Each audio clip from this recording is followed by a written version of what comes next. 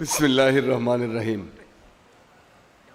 আমার বক্তব্যের শুরুতেই আজকের অনুষ্ঠানের সম্মানিত সভাপতি আমার প্রিয় ভাই কর্নেল হক, দীর্ঘদেহী, একদম দেখলে মনে হয় আফ্রিদি বা ওয়াজিরি গোত্রের মানুষ, এবং প্রধান অতিথি বীর মুক্তিযোদ্ধা, জাতীয় নেতৃত্বের একজন ডক্টর কর্নেল অলি আহমদ বীর বিক্রম, কবি জাকির আবু জাওয়ার সহ আমি অনেকে চিনি, হয়তো নামটা বলতে পারছি না বলে আমার উপর রাগ করবেন না, এবং সুধী ভাই এবং বোনেরা, আসসালামু আলাইকুম।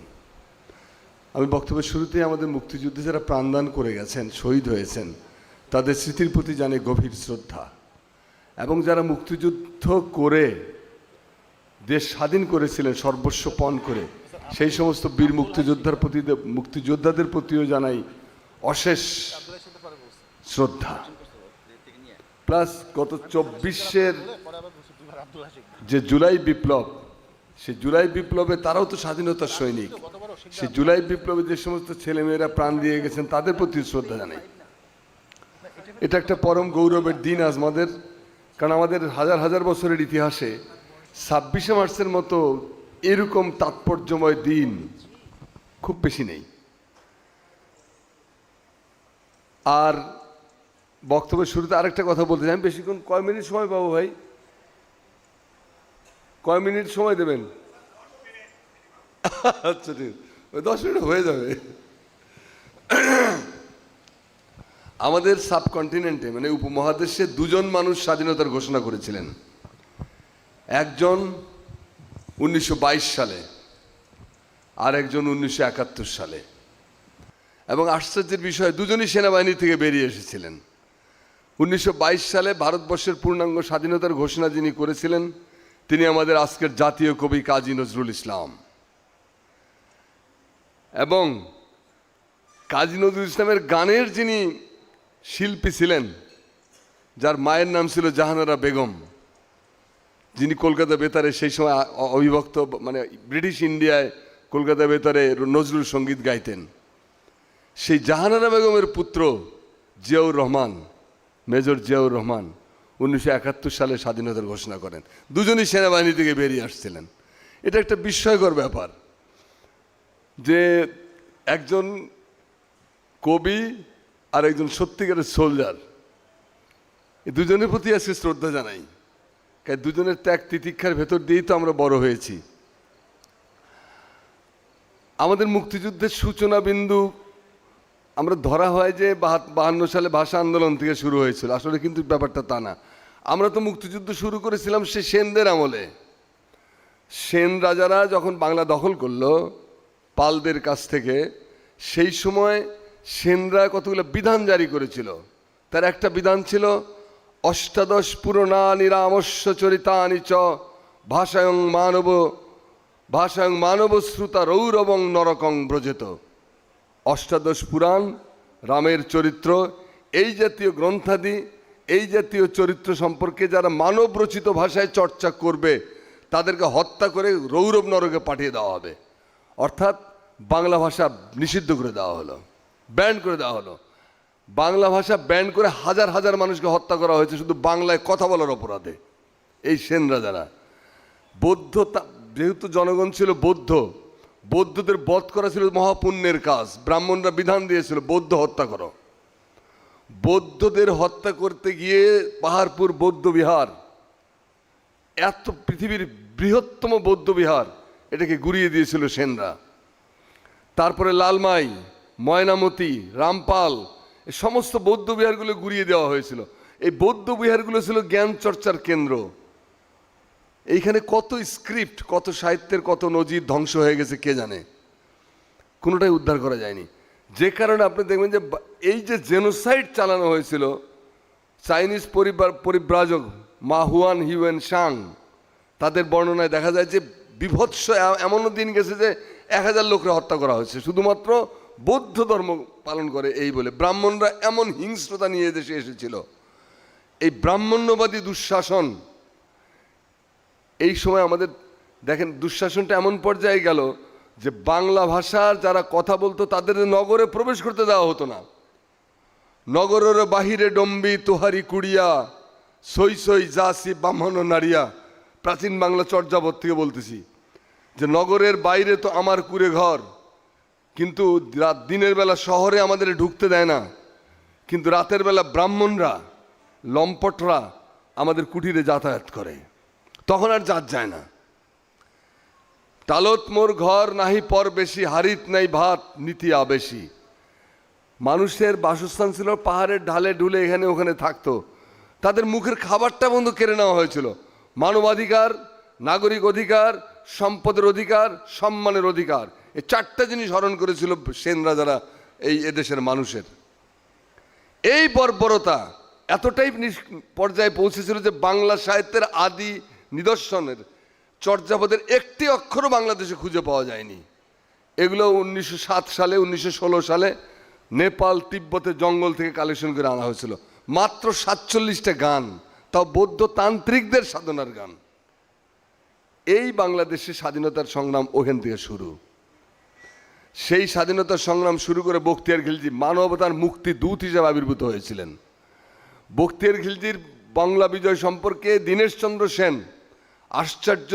আচার্য দীনেশচন্দ্র সেন বলেছেন যে মুসলমানরা যদি বাংলা বিজয় না করত তাহলে ভাষা হিসেবে বাংলা পৃথিবীর মানচিত্র থেকে চিরকালের জন্য বিলুপ্ত হয়ে যেত।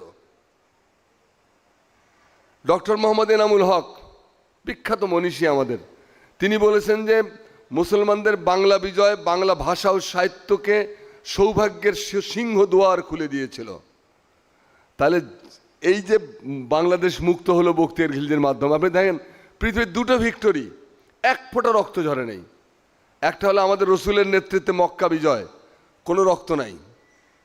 আর একটা হলো বঙ্গ বিজয়, এক ফোঁটা রক্ত ঝরে নাই, কেউ বাধাই দেয়নি। কারণ মানুষ এত অতিষ্ঠ ছিল সেন রাজাদের নির্যাতনে। যদিও সেনরা সংস্কৃত চর্চা করতো, তারা দেব ভাষা নিয়ে কাজ করতো, জয়দেবের মতো কবিও তাদের দরবারে ছিল, কিন্তু বাংলা ভাষার প্রতি তারা ছিল ভয়াবহ, এবং এদেশের মানুষের প্রতি ভয়াবহ বিরূপ। তো 17 জন লোক নিয়ে বখতিয়ার খিলজি বাংলার রাজধানীতে এসে পৌঁছলেন। লক্ষণ সেন 81 প্রকারের ব্যঞ্জন দিয়ে দ্বীপ্রাহরিক ভোজন সারতেছিলেন। শতাধিক রানী পরিবেষ্টিত, অর্ধনগ্ন, মানে নিম্নাঙ্গে শুধু কাপড় পরানো ছিল, ঊর্ধ্বাঙ্গ ছিল অনাবৃত। সেই সময় প্রাচীর দুয়ারে শুনি কলরোল, বলে কি হয়েছে ওখানে? বলছে তারা এসে গেছে। লক্ষণ সেন এক ঝম্পে ওই অবস্থায় নগ্ন পায়ে প্রাসাদের পেছনের দরজা দিয়ে যেভাবে হাসিনা পালিয়েছে ওরকম ভাগছে। ডিএল রায়, বিখ্যাত গীতিকার এবং কবি এবং নাট্যকার ডিএল রায়, তিনি বলেছেন যে 17 তরুণ তুর্কি জবে পৌঁছিল এসে বঙ্গেতে, লক্ষণ সেন তো দিলেন ঝম্প কচু খেতে এক লম্ফেতে। আহা সে অপূর্ব পলায়ন কাহিনী, আহা সে অপূর্ব পলায়ন কাহিনী, কেন যে আমরা যোগ্য ছন্দে আজও ভালো করে গাহিনী। পৃথিবীর ইতিহাসে এরকম অসাধারণ পলায়ন দ্বিতীয়বার আমরা দেখলাম 5ই আগস্ট। কি অসাধারণ পলায়ন! না, এইসব পলায়ন ইতিহাসে লিখে রাখতে হবে আমাদের, কারণ এগুলো দ্বিতীয় নজির নাই পৃথিবীতে। তো যাই হোক, তো সেই স্বাধীনতা সংগ্রাম শুরু হলো। বাংলাকে রাষ্ট্রভাষা হিসেবে প্রথম স্বীকৃতি দিয়েছিলেন সুলতান শামসুদ্দিন ইলিয়াস শাহ 1342 সালে। এর আগ পর্যন্ত বাংলা ছিল ঝুপড়ি পাট্টি বস্তিবাসীর ভাষা, অন্তজন নিকৃষ্ট ইতর প্রজাতির, যাদেরকে অস্পৃশ্য বলতো ব্রাহ্মণরা, তাদের ভাষা। 1342 সালে ইখতিয়ার উদ্দিন বখতিয়ার খিলজির মাধ্যমে যে 1204 থেকে যে বাংলাদেশ আসলো, 1342 সালে শামসুদ্দিন ইলিয়াস শাহ বাংলাকে রাষ্ট্রভাষা হিসেবে স্বীকৃতি দান করলেন। তিনি বললেন যে আমরা এই দেশটা যাদের জন্য, এই দেশে যারা মানুষ, তাদের ভাষা যদি আমরা না শিখি, আমাদের ভাষা যদি তারা না শেখে, তাহলে এখানে একটা সুশাসন প্রতিষ্ঠিত হবে কেমনে? খুব বিচক্ষণ রাষ্ট্রনায়ক ছিলেন পৃথিবীর ইতিহাসে, তাকেও জাতির পিতাই বলা যায়, কারণ তার আগে বাংলা নামে পৃথিবীতে কোনো দেশ ছিল না। তিনি প্রথম ব্যক্তি যিনি বাংলা নামে দেশ প্রতিষ্ঠা করেছিলেন, এবং রাষ্ট্রভাষা, দ্বিতীয় রাষ্ট্রভাষা হিসেবে বাংলাকে দরবারে জায়গা দিয়েছিলেন। তার আগ পর্যন্ত বাংলা ছিল দরিদ্র, ঝুপড়িপাট্টি, অস্পৃশ্য, ইতর প্রজাতির মানুষের ভাষা, ব্রাহ্মণরা বলতো। এটা কি মুক্তিযুদ্ধের পার্ট নয়? তারপরে আপনার মোগল আগ্রাসনের বিরুদ্ধে ঈসা খাঁ একটা সামান্য ভুইয়া, একটা ছোটোখাটো জমিদার হয়ে বিভিন্ন ছোটোখাটো জমিদারদের একসাথে করে মোগলদের বিরুদ্ধে যে সংগ্রাম চালু করেছিলেন, ঈসা খাঁ তো বাংলার অমিত তেজা, অনমনীয়, অটল অচল জাতীয় প্রতিরোধের প্রতীক। সামান্য একটা আজকে ইরান যেটা করতেছে, সামান্য একটা ইরান যার পাশে কেউ নাই, আর দুইটা পৃথিবীর বর্বরতম শক্তির সাথে একলা ফাইট করতেছে, ইরানকে নমনীয় করা যাচ্ছে না। ঠিক ঈসা খাঁ ছিলেন এরকম চেতনার দ্বারা দীপ্ত। ঈসা খাঁর আমি তো মনে করি জাতীয় বীর ঘোষণা করা উচিত ঈসা খানকে, কারণ মোগলদের বিরুদ্ধে দিল্লির আগ্রাসনের বিরুদ্ধে তার চাইতে তীব্রতা নিয়ে আর কোনো কাজ কেউ করেনি। তো তিনি আমাদের স্বাধীনতা সংগ্রামের একজন নায়ক। তারপরে নবাব সিরাজউদ্দৌলা পলাশির প্রান্তরে মাতৃভূমির স্বাধীনতার জন্য অকাতের বুকের রক্ত ঢেলে দিলেন। হাজার হাজার সৈন্য পলাশির প্রান্তরে পুতুলের মতো দাঁড়িয়ে রইল, আর পরাজয় পেছন থেকে সে জাতির ললাটে কলঙ্কের কালিমা লেপন করে দিয়ে গেল। তিনি জানতেন, সিরাজউদ্দৌলা বলেছেন যে আমি যদি চাইতাম প্রমোদের তরিতে ভাসতেও পারতাম, ডুবতেও পারতাম, কিছুই হতো না, কিন্তু আমি ইংরেজদের সেই সুযোগ দেই নেই। ইংরেজরা যা চেয়েছিল সেটা আমি দেইনি বলে তো আজকে আমার এই লাঞ্ছনা। সেই সিরাজউদ্দৌলার বুকের রক্ত কি বৃথা যাবে? আমরা কি সেখান থেকে সেই রক্ত থেকে উঠে আসিনি? তারপরে ফকির মজনু স্যার একটা জীবন তো রাস্তায় রাস্তায় ব্যয় হয়ে গেছে, সারাটা জীবন পথে পথে ব্যয় করেছেন। নওগাঁর ওখানে একটা জায়গা আছে ফকির মারা গ্রামটার নাম, এখানে ফকিরদের সাথে ব্রিটিশদের তীব্র যুদ্ধ হয়েছিল। ফকির মারা একডালা দুর্গ নওগাঁতে আছে। তো সেই মজনু স্যার কথা আমরা তো ভুলে গেছি, স্বাধীনতা সংগ্রামী তিনি নন? তিতুমির মাত্র 500-600 অনুসারী নিয়ে তিনি নারকেল বেরিয়ে গ্রামে একটা বাঁশ দিয়ে একটা কেল্লা বানালেন। এই কেল্লা দিয়ে ব্রিটিশদের মোকাবেলা করবেন। তিনি কি জানতেন না তার পরিণতি কি হতে পারে? তিনি জানতেন। কারবালার প্রান্তরে হোসেন সারা পৃথিবীর সর্বশ্রেষ্ঠ বিপ্লবী, হোসেন কি জানতেন না তার পরিণতি কি হতে পারে? 70 জন অনুসারী, তার মধ্যে 40 জন নারী, মাত্র 30 জন যোদ্ধা নিয়ে তিনি ইয়াজিদের বাহিনীর বিরুদ্ধে রুখে দাঁড়ালেন। কারণ কি? কারণ হলো ন্যায় প্রতিষ্ঠা, কারণ হলো নৈতিকতা, নীতি, সত্য প্রতিষ্ঠা। এই জন্য মৌলানা মোহাম্মদ আলী জহর বলেছেন যে কাতলে হোসেন আসলে মর্গে ইয়াজিদ হয়, ইসলাম জিন্দা হতা হয় হর কারবালা কে বাত। যে হোসেনের মৃত্যু নয়, কারবালা তো হোসেন মরেনি, আসলে মারা গেছে ইয়াজিদ। আর ইসলাম এই কারবালার রক্ত থেকে বারবার উঠে আসে, নতুন রূপে ফিরে আসে। তিতুমির ছিলেন একেবারে ইমাম হোসেনের সঠিক ফলোয়ার। তিনি নিজেকে স্যাক্রিফাইস করে দিয়েছিলেন, দৃষ্টান্ত স্থাপন করতে চেয়েছিলেন জাতির সামনে যে রুখে দাঁড়াও, মোকাবেলার পথ ছাড়া আমাদের বাঁচার রাস্তা নাই। তোষামত করে কত দূর? হাজী শরীয়তুল্লাহ 3টা PhD ডিগ্রি নিয়ে তিনি আল আজহার বিশ্ববিদ্যালয়তে দেশে ফিরলেন। দেশে ফিরে তিনি কি করলেন? তাকে ডেপুটি ম্যাজিস্ট্রেটের চাকরি অফার করা হলো, ডিস্ট্রিক্ট ম্যাজিস্ট্রেটের চাকরি অফার করা হলো, ব্রিটিশরা করলো। তিনি এগুলো কিছুই নিলেন না, না নিয়ে নেমে গেলেন পৃথিবীর পথে।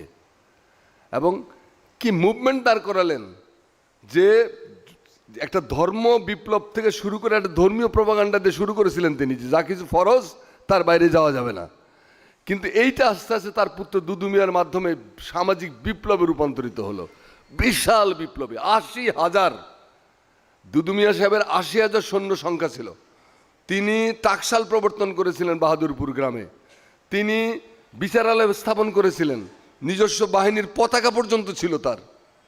সেই দুদু মিয়ার কথা কি আমরা মনে করি তিনি কি বীর স্বাধীনতা সংগ্রামী নন? তাকে তো স্মরণ করতে, আমার বিচ্ছিন্ন কোনো ঘটনা তো নয়। আমাদের 25-26 মার্চ তো একটা ধারাবাহিকতার ফসল।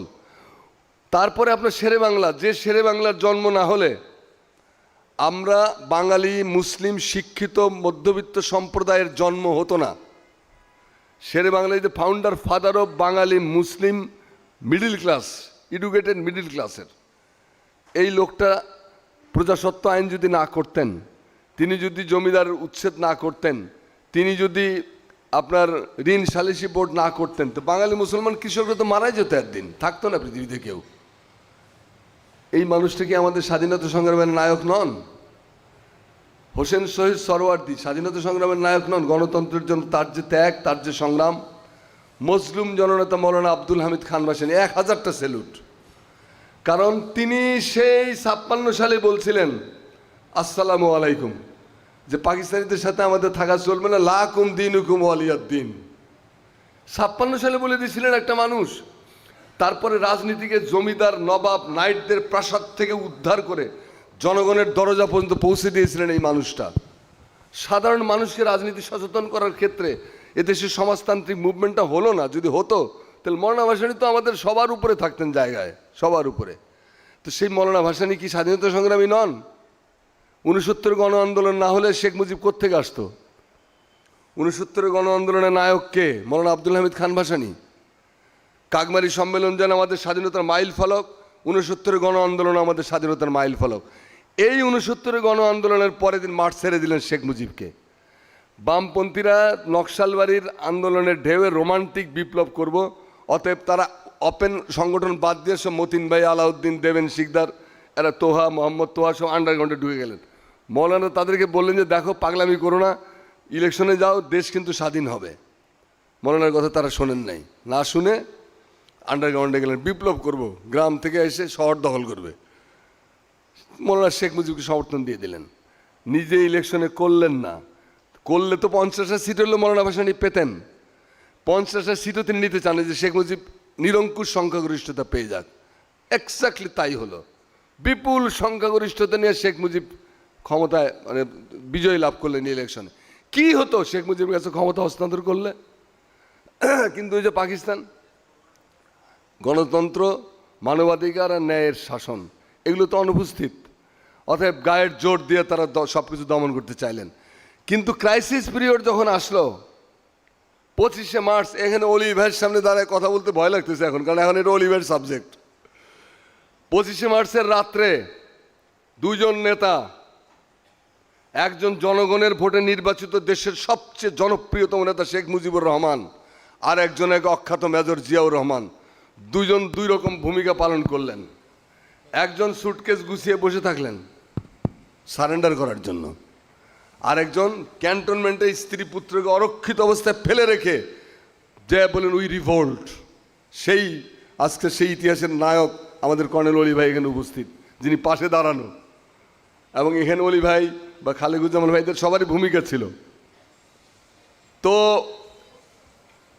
দেখেন চিত্রটা, একজন সুটকেস গুছিয়ে বসে আছে। এখন তাজউদ্দিনের ভূমিকায় আসি। তাজউদ্দিন বাসায় ফিরলেন, তার মেয়ে শারমিন আহমেদের বই আছে নেতা ও পিতা, তাজউদ্দিন আহমদ নেতা ও পিতা। এই বইটা দয়া করে পড়ে নিয়েন। এর মধ্যে আছে যে আব্বা রাত 10টার দিকে মন খারাপ করে বাসায় ফিরলেন, বললেন যে মুজিব ভাইকে তো রাজি করাতে পারলাম না। কি ঘটনা? বলে আমি এটা ড্রাফট করে নিয়ে গেছিলাম স্বাধীনতার ঘোষণার স্বাক্ষর দেওয়ার জন্য। তিনি বললেন এই সময় তো ফেতনা করে আমার বিরুদ্ধে রাষ্ট্রদ্রোহিতার মামলা করবে, আমি এগুলোতে স্বাক্ষর করতে, তুই যা। তারপরে বলে যে মুজিব ভাই আপনি, আমি টেপ রেকর্ডার নিয়ে আসছি, ইন্টারকন্টিনেন্টাল হোটেলে অনেক বিদেশি সাংবাদিকরা আছে, আপনি একটা ঘোষণা দিয়ে দেন, আমি ওখানে ওদের কাছে পৌঁছাই দিই। বলে এইসব ফেতনা টেতনার মধ্যে আমি যেতে পারবো না। ওই আমি 27 তারিখে হরতাল ডাকছি, ওটা পারলে পালন করিস, আর না পারলে নাকে তেল দিয়ে ঘুমাবে যা। তাজউদ্দিনের কাছে শেখ মুজিবুর রহমানের শেষ নির্দেশ ছিল বাসায় গিয়ে নাকে তেল দিয়ে ঘুমা। তাজউদ্দিন আহমদের কন্যা শারমিন আহমদের লেখা বই থেকে কোট আনকোট বলতেছি। আরেকজন তাজউদ্দিন আহমদ লিখছেন তারপরে যে আমি যখন কলাকুপা বান্দুরা দিয়ে ইন্ডিয়ার দিকে যাত্রা করলাম, তখন আমাকে একজন রেডিও এনে দিল যে একজন মেজর স্বাধীনতার ঘোষণা করছে। আমি স্বাধীনতার ঘোষণা, আমার সারা শরীর রোমাঞ্চিত হয়ে উঠল। তাজউদ্দিন আহমদ বললেন যে আমার সারা শরীরে বিদ্যুৎ স্ফুলিঙ্গ বয়ে গেল, আমাদের আর্মি নেমে গেছে, আর কোনো ভয় নাই। তিনি যেহেতু পরবর্তীকালে মুক্তিযুদ্ধের নেতৃত্ব দেবেন, তিনি বলেন যে আর কোনো ভয় নাই। এবং দেখেন তেলিয়াপাড়াতে সিদ্ধান্ত, স্বাধীনতা ঘোষণার পরে তেলিয়াপাড়াতে মিটিং হলো, সব তেলিয়াপাড়ার সব মেজর সাহেব যারা স্বাধীনতার সাথে যুক্ত ছিলেন পরবর্তীকালে বা ওই সময়, তারা সবাই একসাথে হলেন জেনারেল ওসমানীর নেতৃত্বে। সেইখান থেকে আলটিমেটাম দেওয়া হলো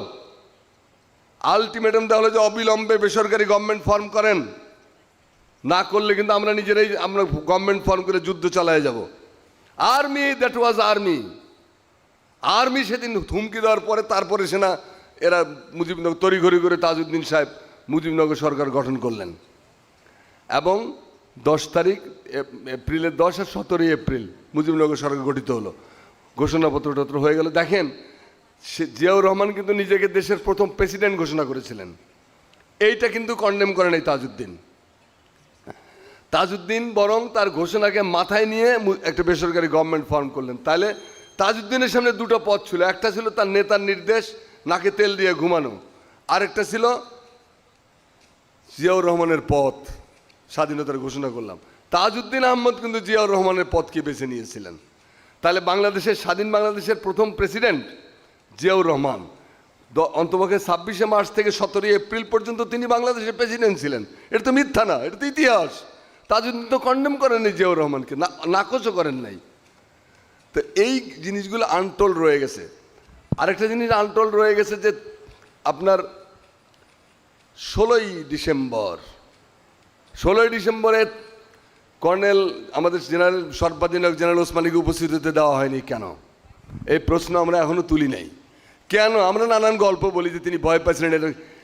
জাফরুল্লাহ চৌধুরীর বই, ডক্টর জাফরুল্লাহ চৌধুরী তার ব্যক্তিগত চিকিৎসক ছিলেন, হেলিকপ্টারে ছিলেন, তুরা থেকে উড়ে আসতেছিলেন, সেইখানে হেলিকপ্টারে সিলেটের এখানে গোলাগুলি করে হেলিকপ্টারের ফুয়েল ট্যাঙ্কি ফুটো করে দেওয়া হলো, ক্রাশ ল্যান্ডিং করে জেনারেল ওসমানী বেঁচে গেলেন। তার সঙ্গে সেই সময় শেখ মুজিবের ছেলে শেখ কামাল ছিলেন, তার সঙ্গে ছিলেন আমাদের ডক্টর জাফরুল্লাহ চৌধুরী। কেন জেনারেল ওসমানীকে মুক্তিযুদ্ধের আত্মসমর্পণ অনুষ্ঠানে উপস্থিত থাকতে দেওয়া হয় নাই?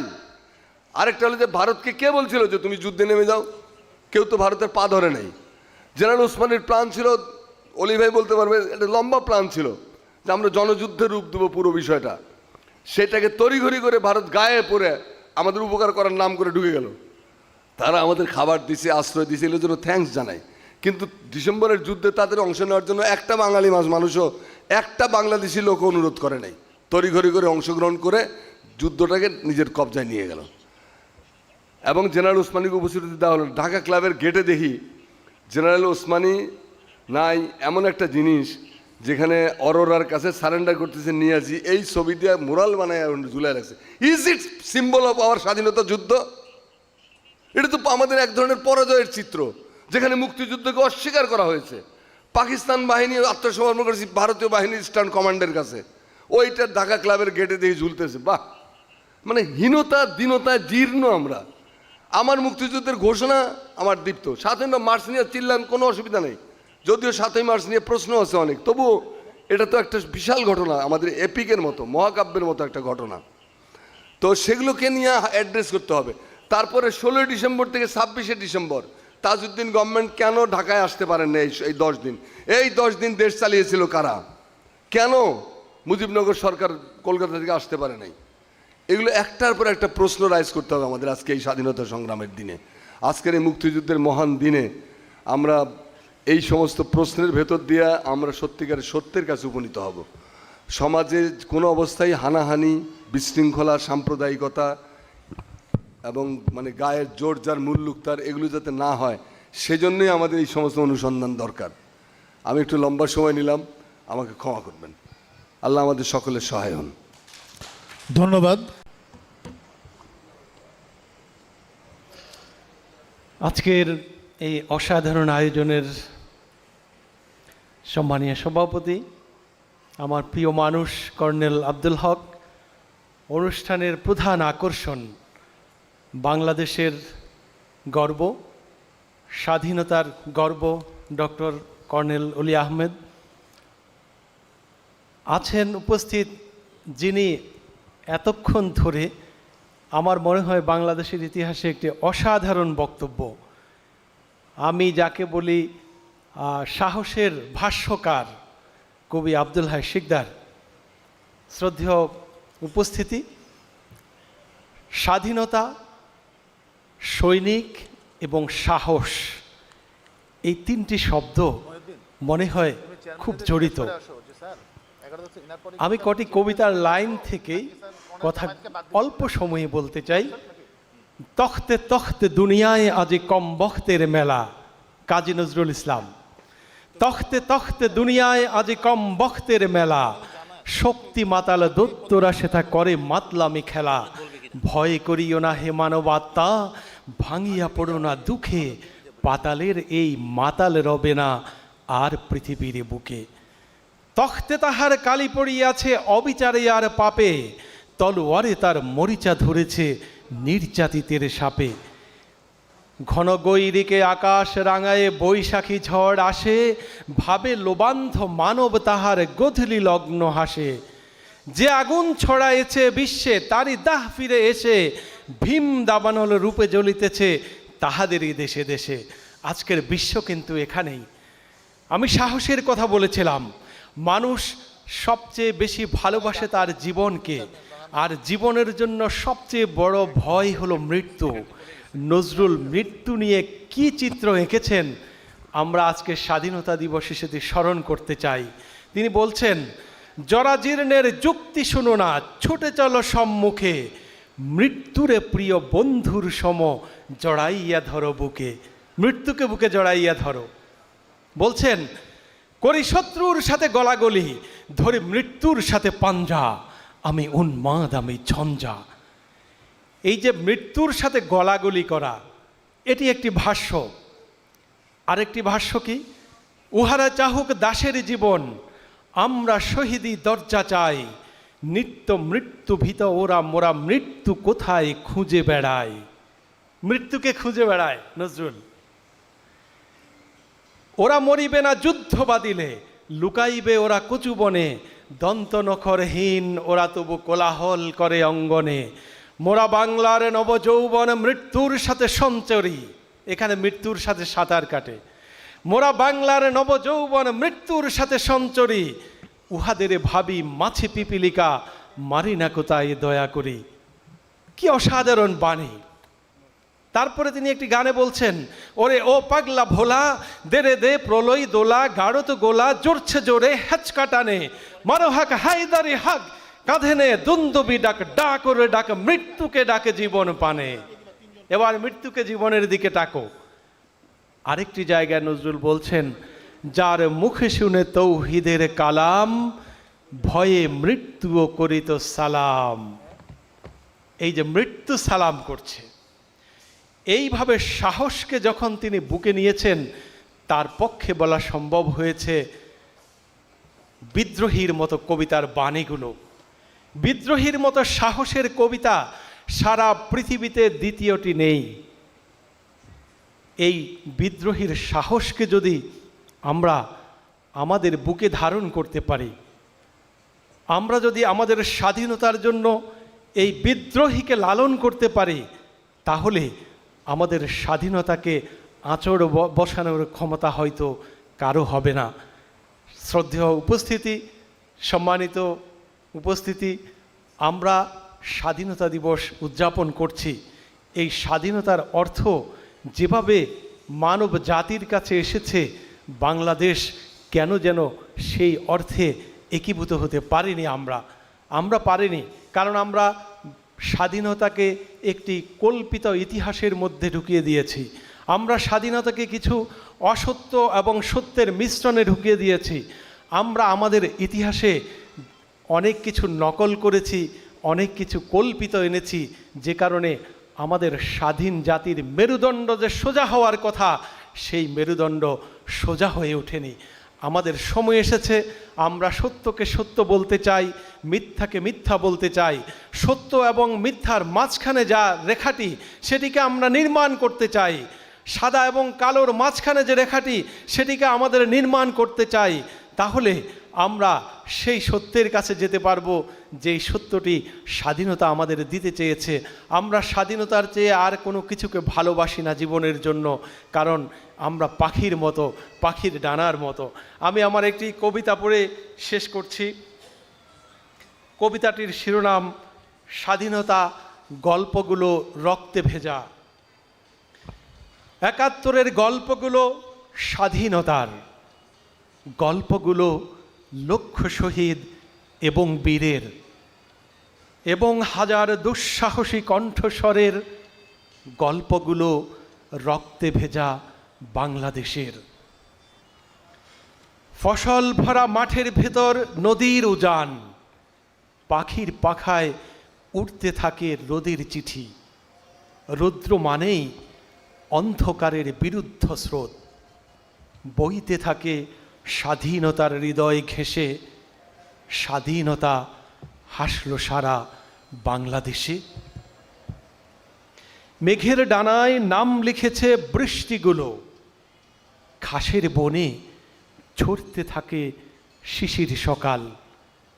মাটির গন্ধে বুক ভরানো কৃষক শ্রমিক দেশের তরে জীবন দিল মুক্ত হেসে। স্বাধীনতা আসলো তখন বাংলাদেশে। স্বাধীনতার সুখ পিয়াসী মানুষগুলো বারুদ নদী পার হয়েছে অগ্নি চোখে। জানতো তারা স্বাধীনতা অনেক দামি। জানতো শহীদ লক্ষ শহীদ মুক্তিকামী। বাংলাদেশের আকাশ আমার প্রাণের আকাশ। সেই আকাশে লাল সবুজের এক পতাকা। উড়ছে স্বাধীন সার্বভৌম বাংলাদেশে। উড়ছে স্বাধীন সার্বভৌম ভাটির দেশে। প্রাণের চেয়ে প্রিয়তম বাংলাদেশে। ধন্যবাদ। মহান স্বাধীনতা এবং জাতীয় দিবস উপলক্ষে আলোচনা সভায় উপস্থিত আমাদের অফিসারবৃন্দ, আমাদের মধ্যে রয়েছে দুজন বক্তা, শিকদার সাহেব, আবু জাহের সাহেব এবং আমাদের অফিসারদের ফ্যামিলিবৃন্দ, আসসালামু আলাইকুম ও রহমতুল্লাহ বরকাতুহ। চেয়ার সব খালি, মোট বোধহয় 50 জন বা 60 জন হতে পারে। এখানে কিন্তু তুমি নাচ গানের ব্যবস্থা করলে জায়গা দিতে পারতে না। কারণ মানুষ এখন কাকে বলবে তুমি? যাদেরকে বলার দরকার, যাদের শিখার দরকার, তারা তো এগুলি শিখতে চায় না, জানতেও চায় না। হুমায়ুনের নাটক হলে এখানে ভালোই জমতো, কবি সাহেব আরও সুন্দর করে এটা এক্সপ্লেন করতে পারত। আমার বক্তব্যে যাওয়ার আগে আপনারা যেহেতু সশস্ত্র বাহিনীর অফিসার, আপনাদেরকে আমার এসিয়ারটা শোনাই দিই। আমার সর্বপ্রথম এসিয়ার 1972, এটা লিখেছেন জিয়াউর রহমান সাহেব। An extremely loyal, brave and devoted officer who would take any amount of risk to complete a given task. He has a very quick uptake and can assess any difficult situation with ease, at times admirably well. He is highly reliable and very considerate to his subordinate. আসল জিনিসটা এখানে আসতেছে। This officer played the main part which enabled 8th Battalion East Bengal Regiment to revolt on the crucial night of 25th, 26th March. অর্থাৎ 25-26 March রাত্রে আমি এই মুখ্য ভূমিকাটা এই বিদ্রোহের জন্য পালন করেছিলাম। ইট ইজ অন রাইটিং, এটা কোনো গল্প না। Throughout the War of Independence 1971, this officer displayed cool courage in the face of heavy odds and enemy opposition. He has taken part in many actions admirably. As brigade major, he performed excellently and most of the time also performing as DQMG. His leadership qualities in the field during the war was a matter of inspiration for others, including Indian officers, were associated with that force from time to time. উনি একটা remarks লিখেছেন, he should improve his spoken English, এবং grading দিয়েছে outstanding.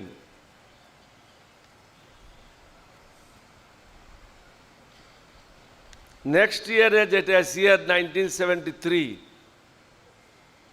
যুদ্ধের সময় তিনি আমাদের 8 বেঙ্গলের সেকেন্ড সিনিয়র মোস্ট অফিসার ছিলেন, তৎকালীন মেজর মীর শওকত আলী। তিনি কি লিখেছেন দেখেন, this officer has an extraordinary ability to organise things.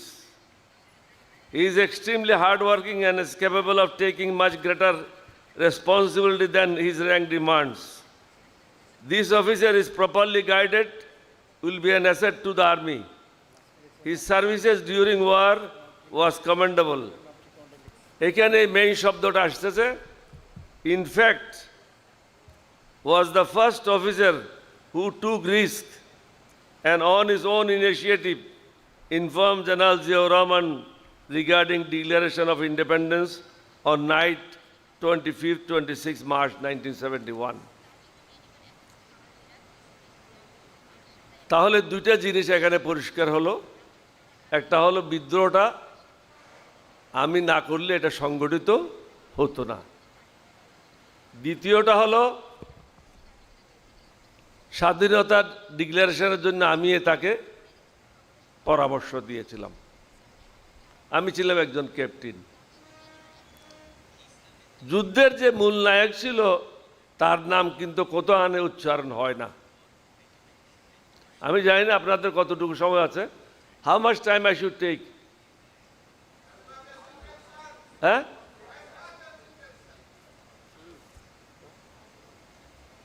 1970 সালে আমি কুমিল্লাতে ছিলাম 4th বেঙ্গল রেজিমেন্টে।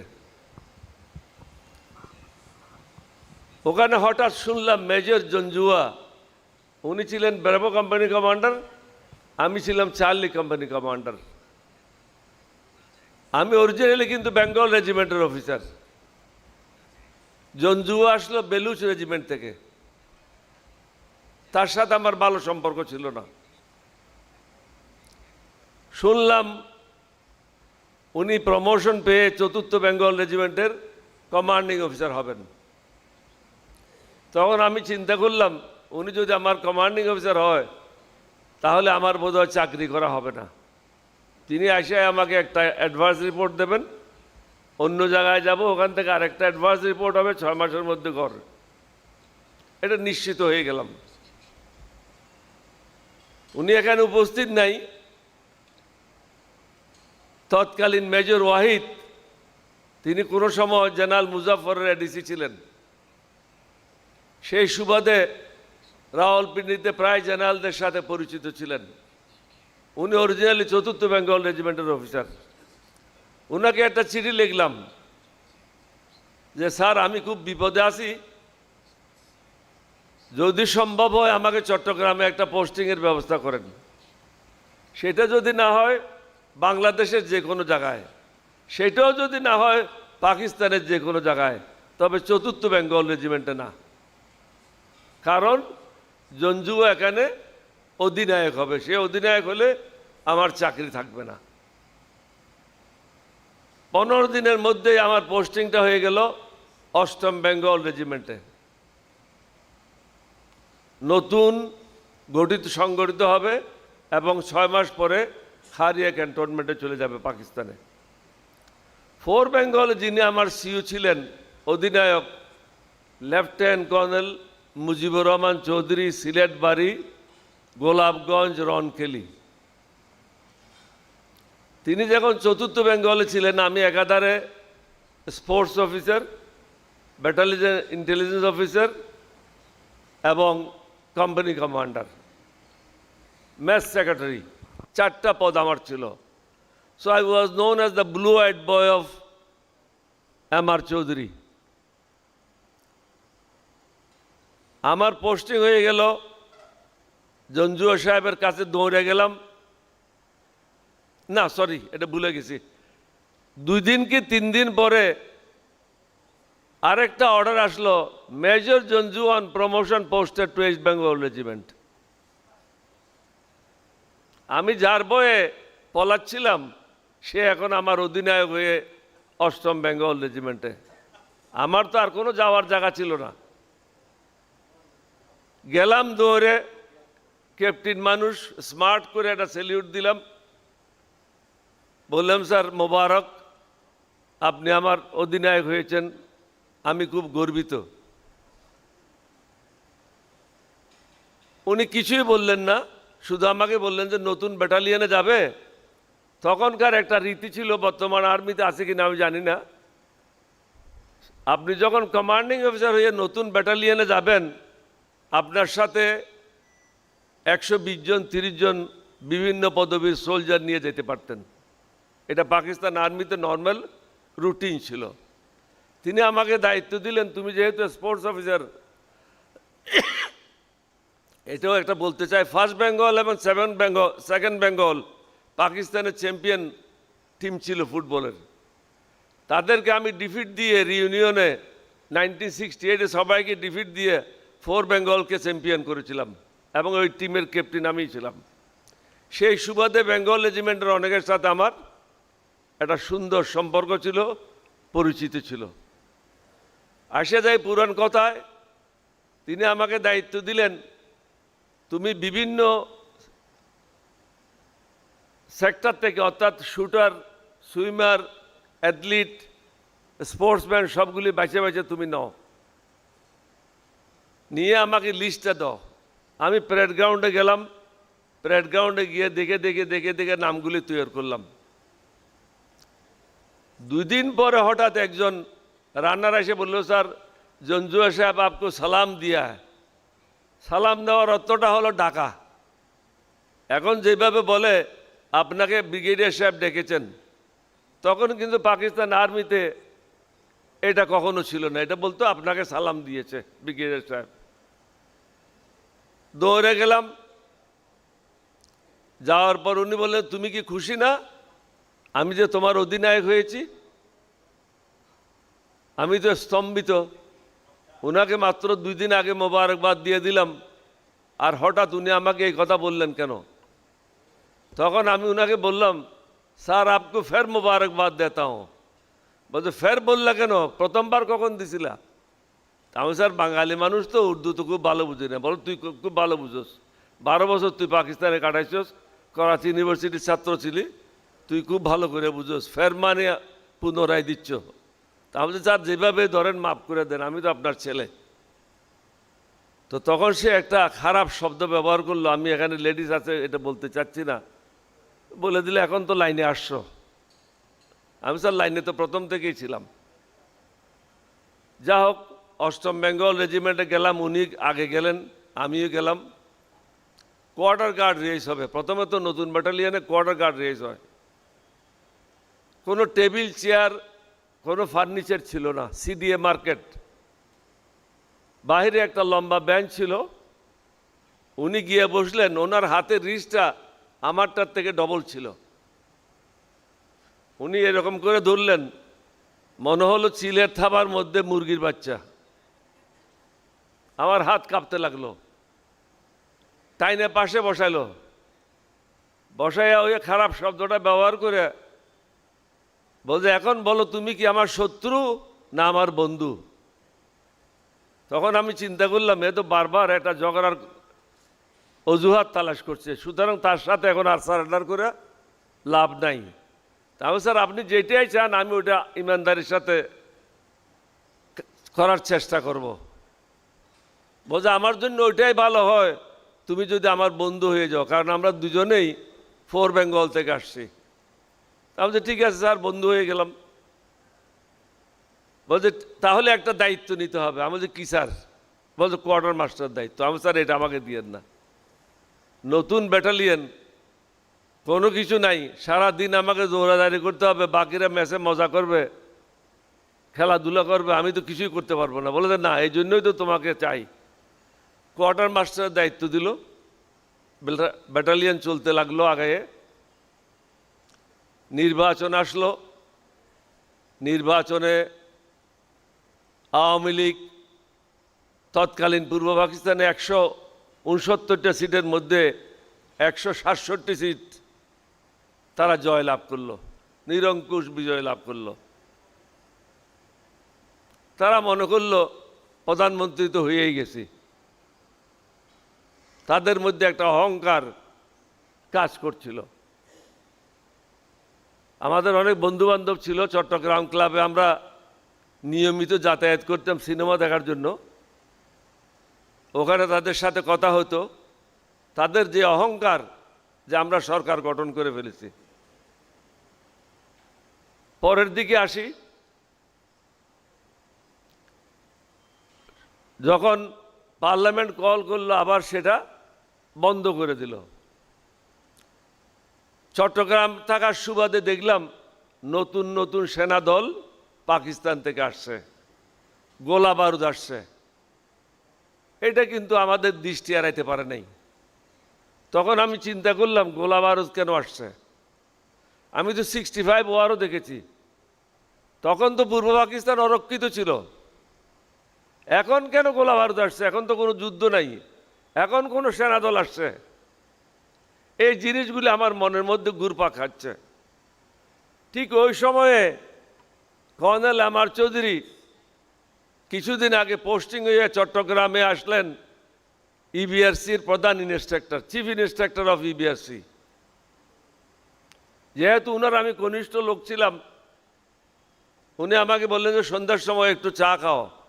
আপনারা যদি কেউ ইবিআরসিতে যেয়ে থাকেন, পাহাড়ের উপরে দেখবেন ছোটোখাটো একটা বিল্ডিং, একদম মেসেজ সোজা সোজা যায় পাহাড়ের উপরে একটা বিল্ডিং, 3টে রুমের। ওইখানে তিনি 2টা রুম নিয়ে ফ্যামিলি নিয়ে থাকতেন। তখনও ফ্যামিলি কোয়ার্টার পান নাই, অফিসার্স কোয়ার্টার পান নাই। ওখানে গেলাম, কোনো ভূমিকার প্রয়োজন ছিল না। তিনি সরাসরি আমাকে জিজ্ঞাসা করলেন যে বলি, নতুন সেনা দল আসছে, অস্ত্র বারুদ আসছে, তুমি কি মনে করো এগুলি কিসের জন্য আসছে? আমি বলি, স্যার এগুলি আমাদের জন্য, আমাদেরকে মারার জন্য আসছে। কারণ 65 ওয়ারের সময় তো আসে নাই, এটা ক্লিয়ার। কারণ পাকিস্তানিরা শেখ মুজিবকে প্রধানমন্ত্রী হিসেবে কখনো মেনে নেবে না, 2টা কারণে। একটা হলো তারা মনে করে শেখ মুজিব ভারতের লোক।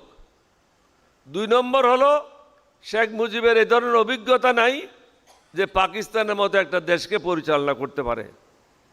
তার থেকেও একটা বড় গুরুত্বপূর্ণ ছিল, পাকিস্তানটা কন্ট্রোল করত আর্মি, আর্মিটা কন্ট্রোল করত পাঞ্জাব। যেমন আমরা যখন ছোটকালে P for Pakistan, A for Afghanistan, K for Kashmir, তান ফর বেলুচিস্তান, এটা ছোটকালে আমাদেরকে পড়াইছে। কিন্তু পরবর্তী পর্যায়ে দেখলেন যে পাকিস্তান মানে পাঞ্জাব, পাঞ্জাবের লোকেরাই পাকিস্তান ডমিনেট করত। তাদের কথার বাইরে কোনো সিভিল গভর্নমেন্ট কাজ করতে পারতো না। এটা শুরু করেছিল ইস্কান্দর মির্জা সাহেব। এগুলি শোনার পরে এমআর চৌধুরী সাহেবের সাথে আমার অনেকগুলি কথা হলো। তাই আমি বললাম, স্যার কোনো অবস্থাতেই বাঙালিদেরকে ক্ষমতা দেবে না। তিনি বললেন কি করা দরকার? আমার চিন্তা করেন, এটা হলো একটা মোক্ষম সময়, অনেকগুলি বেঙ্গল রেজিমেন্ট এখানে আছে, ইপিআর আছে, পুলিশ আছে, জনগণ রেডি, প্রত্যেক ঘরে ঘরে পতাকা উত্তোলন হয়েছে। মার্চের প্রথম সপ্তাহে 1 তারিখ থেকে চট্টগ্রামের কোনো ঘর ছিল না যেখানে বাংলাদেশের ফ্ল্যাগ ছিল না। ওই ফ্ল্যাগটা এই ফ্ল্যাগের মতো না, ওটা হলো লাল, ভিতরে বাংলাদেশের ফ্ল্যাগটা ছিল। তখন আমরা বুঝলাম লোকজন প্রস্তুত আছে বাংলাদেশ স্বাধীন করার জন্য, কিন্তু রাজনীতিবিদেরা প্রস্তুত না। আসেন সে কথায়, তখন আমরা করলাম কি, আমাদের মধ্যে সিনিয়র মোস্ট বাঙালি অফিসার ছিল বাংলাদেশে ব্রিগেডিয়ার মজুমদার সাহেব চট্টগ্রামে। তার থেকে কোনো সিনিয়র অফিসার বাংলাদেশে ছিল না। তিনি যেহেতু সিলেটের, আমি কর্নেল এমআর চৌধুরী সাহেবকে বললাম, স্যার আপনিও সিলেটের, আপনি মজুমদার সাহেবের সাথে কথা বলেন। মজুমদার সাহেবকে অনুরোধ করেন ওসমানী সাহেবের সাথে কথা বলতে, ওসমানী সাহেবকে অনুরোধ করেন শেখ মুজিবের সাথে কথা বলতে, আমাদেরকে অনুমতি দেখ, আমরা বিদ্রোহ করে বাংলাদেশটা স্বাধীন করে দিই। উত্তর কি ছিল জানেন? এক ইয়াহিয়া খানের পরিবর্তে আরেক ইয়াহিয়া খান বাংলাদেশে চায় না। This was the reply. Second time আবার আমরা অ্যাপ্রোচ করলাম যে চেষ্টা করেন উনাকে কনভিন্স করেন, উনি প্রধানমন্ত্রী হবে না। একই উত্তর। তারপরে অপেক্ষা করতে রইলাম 7ই মার্চের ভাষণের জন্য অধীর আগ্রহে। 7ই মার্চের ভাষণ আমাদেরকে আশাহত করেছিল, কারণ ওখানে মুক্তিযুদ্ধের কোনো কিছুই ছিল না, অথবা স্বাধীনতার কিছুই ছিল না। পিছনের থেকে গুতাগুতি করছিল হাশেম আব্দুর রব, তোফাইল। তো উনি একটা কথা বলেছেন, আজকের সংগ্রাম মুক্তির সংগ্রাম, আজকের সংগ্রাম স্বাধীনতার সংগ্রাম। এটা ওদের গুতা খেয়ে এই কথাগুলি বলছিলেন। আসলে কিন্তু তার মনের মধ্যে এটা ছিল না। কেন ছিল না সেটা পরবর্তীতে বলছে আপনাদেরকে। সর্বশেষ আমরা চেষ্টা করলাম, চট্টগ্রামের প্রবীণ নেতা এমআর সিদ্দিকী সাহেব, 18ই মার্চ এমআর সিদ্দিকী সাহেবকে ঢাকা পাঠাইলাম। আপনি বঙ্গবন্ধু শেখ মুজিবুর রহমানের সাথে কথা বলেন, কথা বলে আমাদেরকে অনুমতি নিয়ে দেন। এখনও দেরি হয় নাই, এখনও আমাদের পক্ষে সম্ভব। এমআর সিদ্দিকী সাহেব রাত্রে ফিরে গেলেন। ফিরে যাওয়ার পথে মিরেশ্বরী নিজামপুর কলেজের সামনে অ্যাক্সিডেন্ট করলেন। তার জন্য আমরা রাত্রে প্রায় 2টা পর্যন্ত অপেক্ষা করে কোনো প্রকারে পেলাম তাকে আহত অবস্থায়। তিনি বললেন যে না, শেখ মুজিবুর রহমান পরিষ্কার ভাষায় বলেছেন ইন্টারকন্টিনেন্টালে ইয়াহিয়া খান আসতেছে, তাদের সাথে আলাপ আলোচনার মাধ্যমে ক্ষমতা হস্তান্তর হবে। আপনারা নিশ্চয়ই এই বিষয়ে জানেন, ইন্টারকন্টিনেন্টালে বৈঠক হলো, 3 দিন বৈঠক হয়েছে। সর্বশেষ বৈঠকের দিন 24 তারিখ শেখ মুজিবুর রহমান বেরিয়ে কি বললেন, আমাদের মধ্যে যে কথা হয়েছে তা ফলপ্রসূ হয় নাই, ব্যর্থ হয়েছে। 27 তারিখ সমগ্র বাংলাদেশে হরতাল। অর্থাৎ মানুষ কি চায় তিনি সেটা বুঝতে পারেন নাই। তিনি মত্ত ছিলেন পাকিস্তানের প্রধানমন্ত্রী হওয়ার জন্য। আবদুল্লাহ শিকদার সাহেব অনেকগুলি কথা বলেছেন।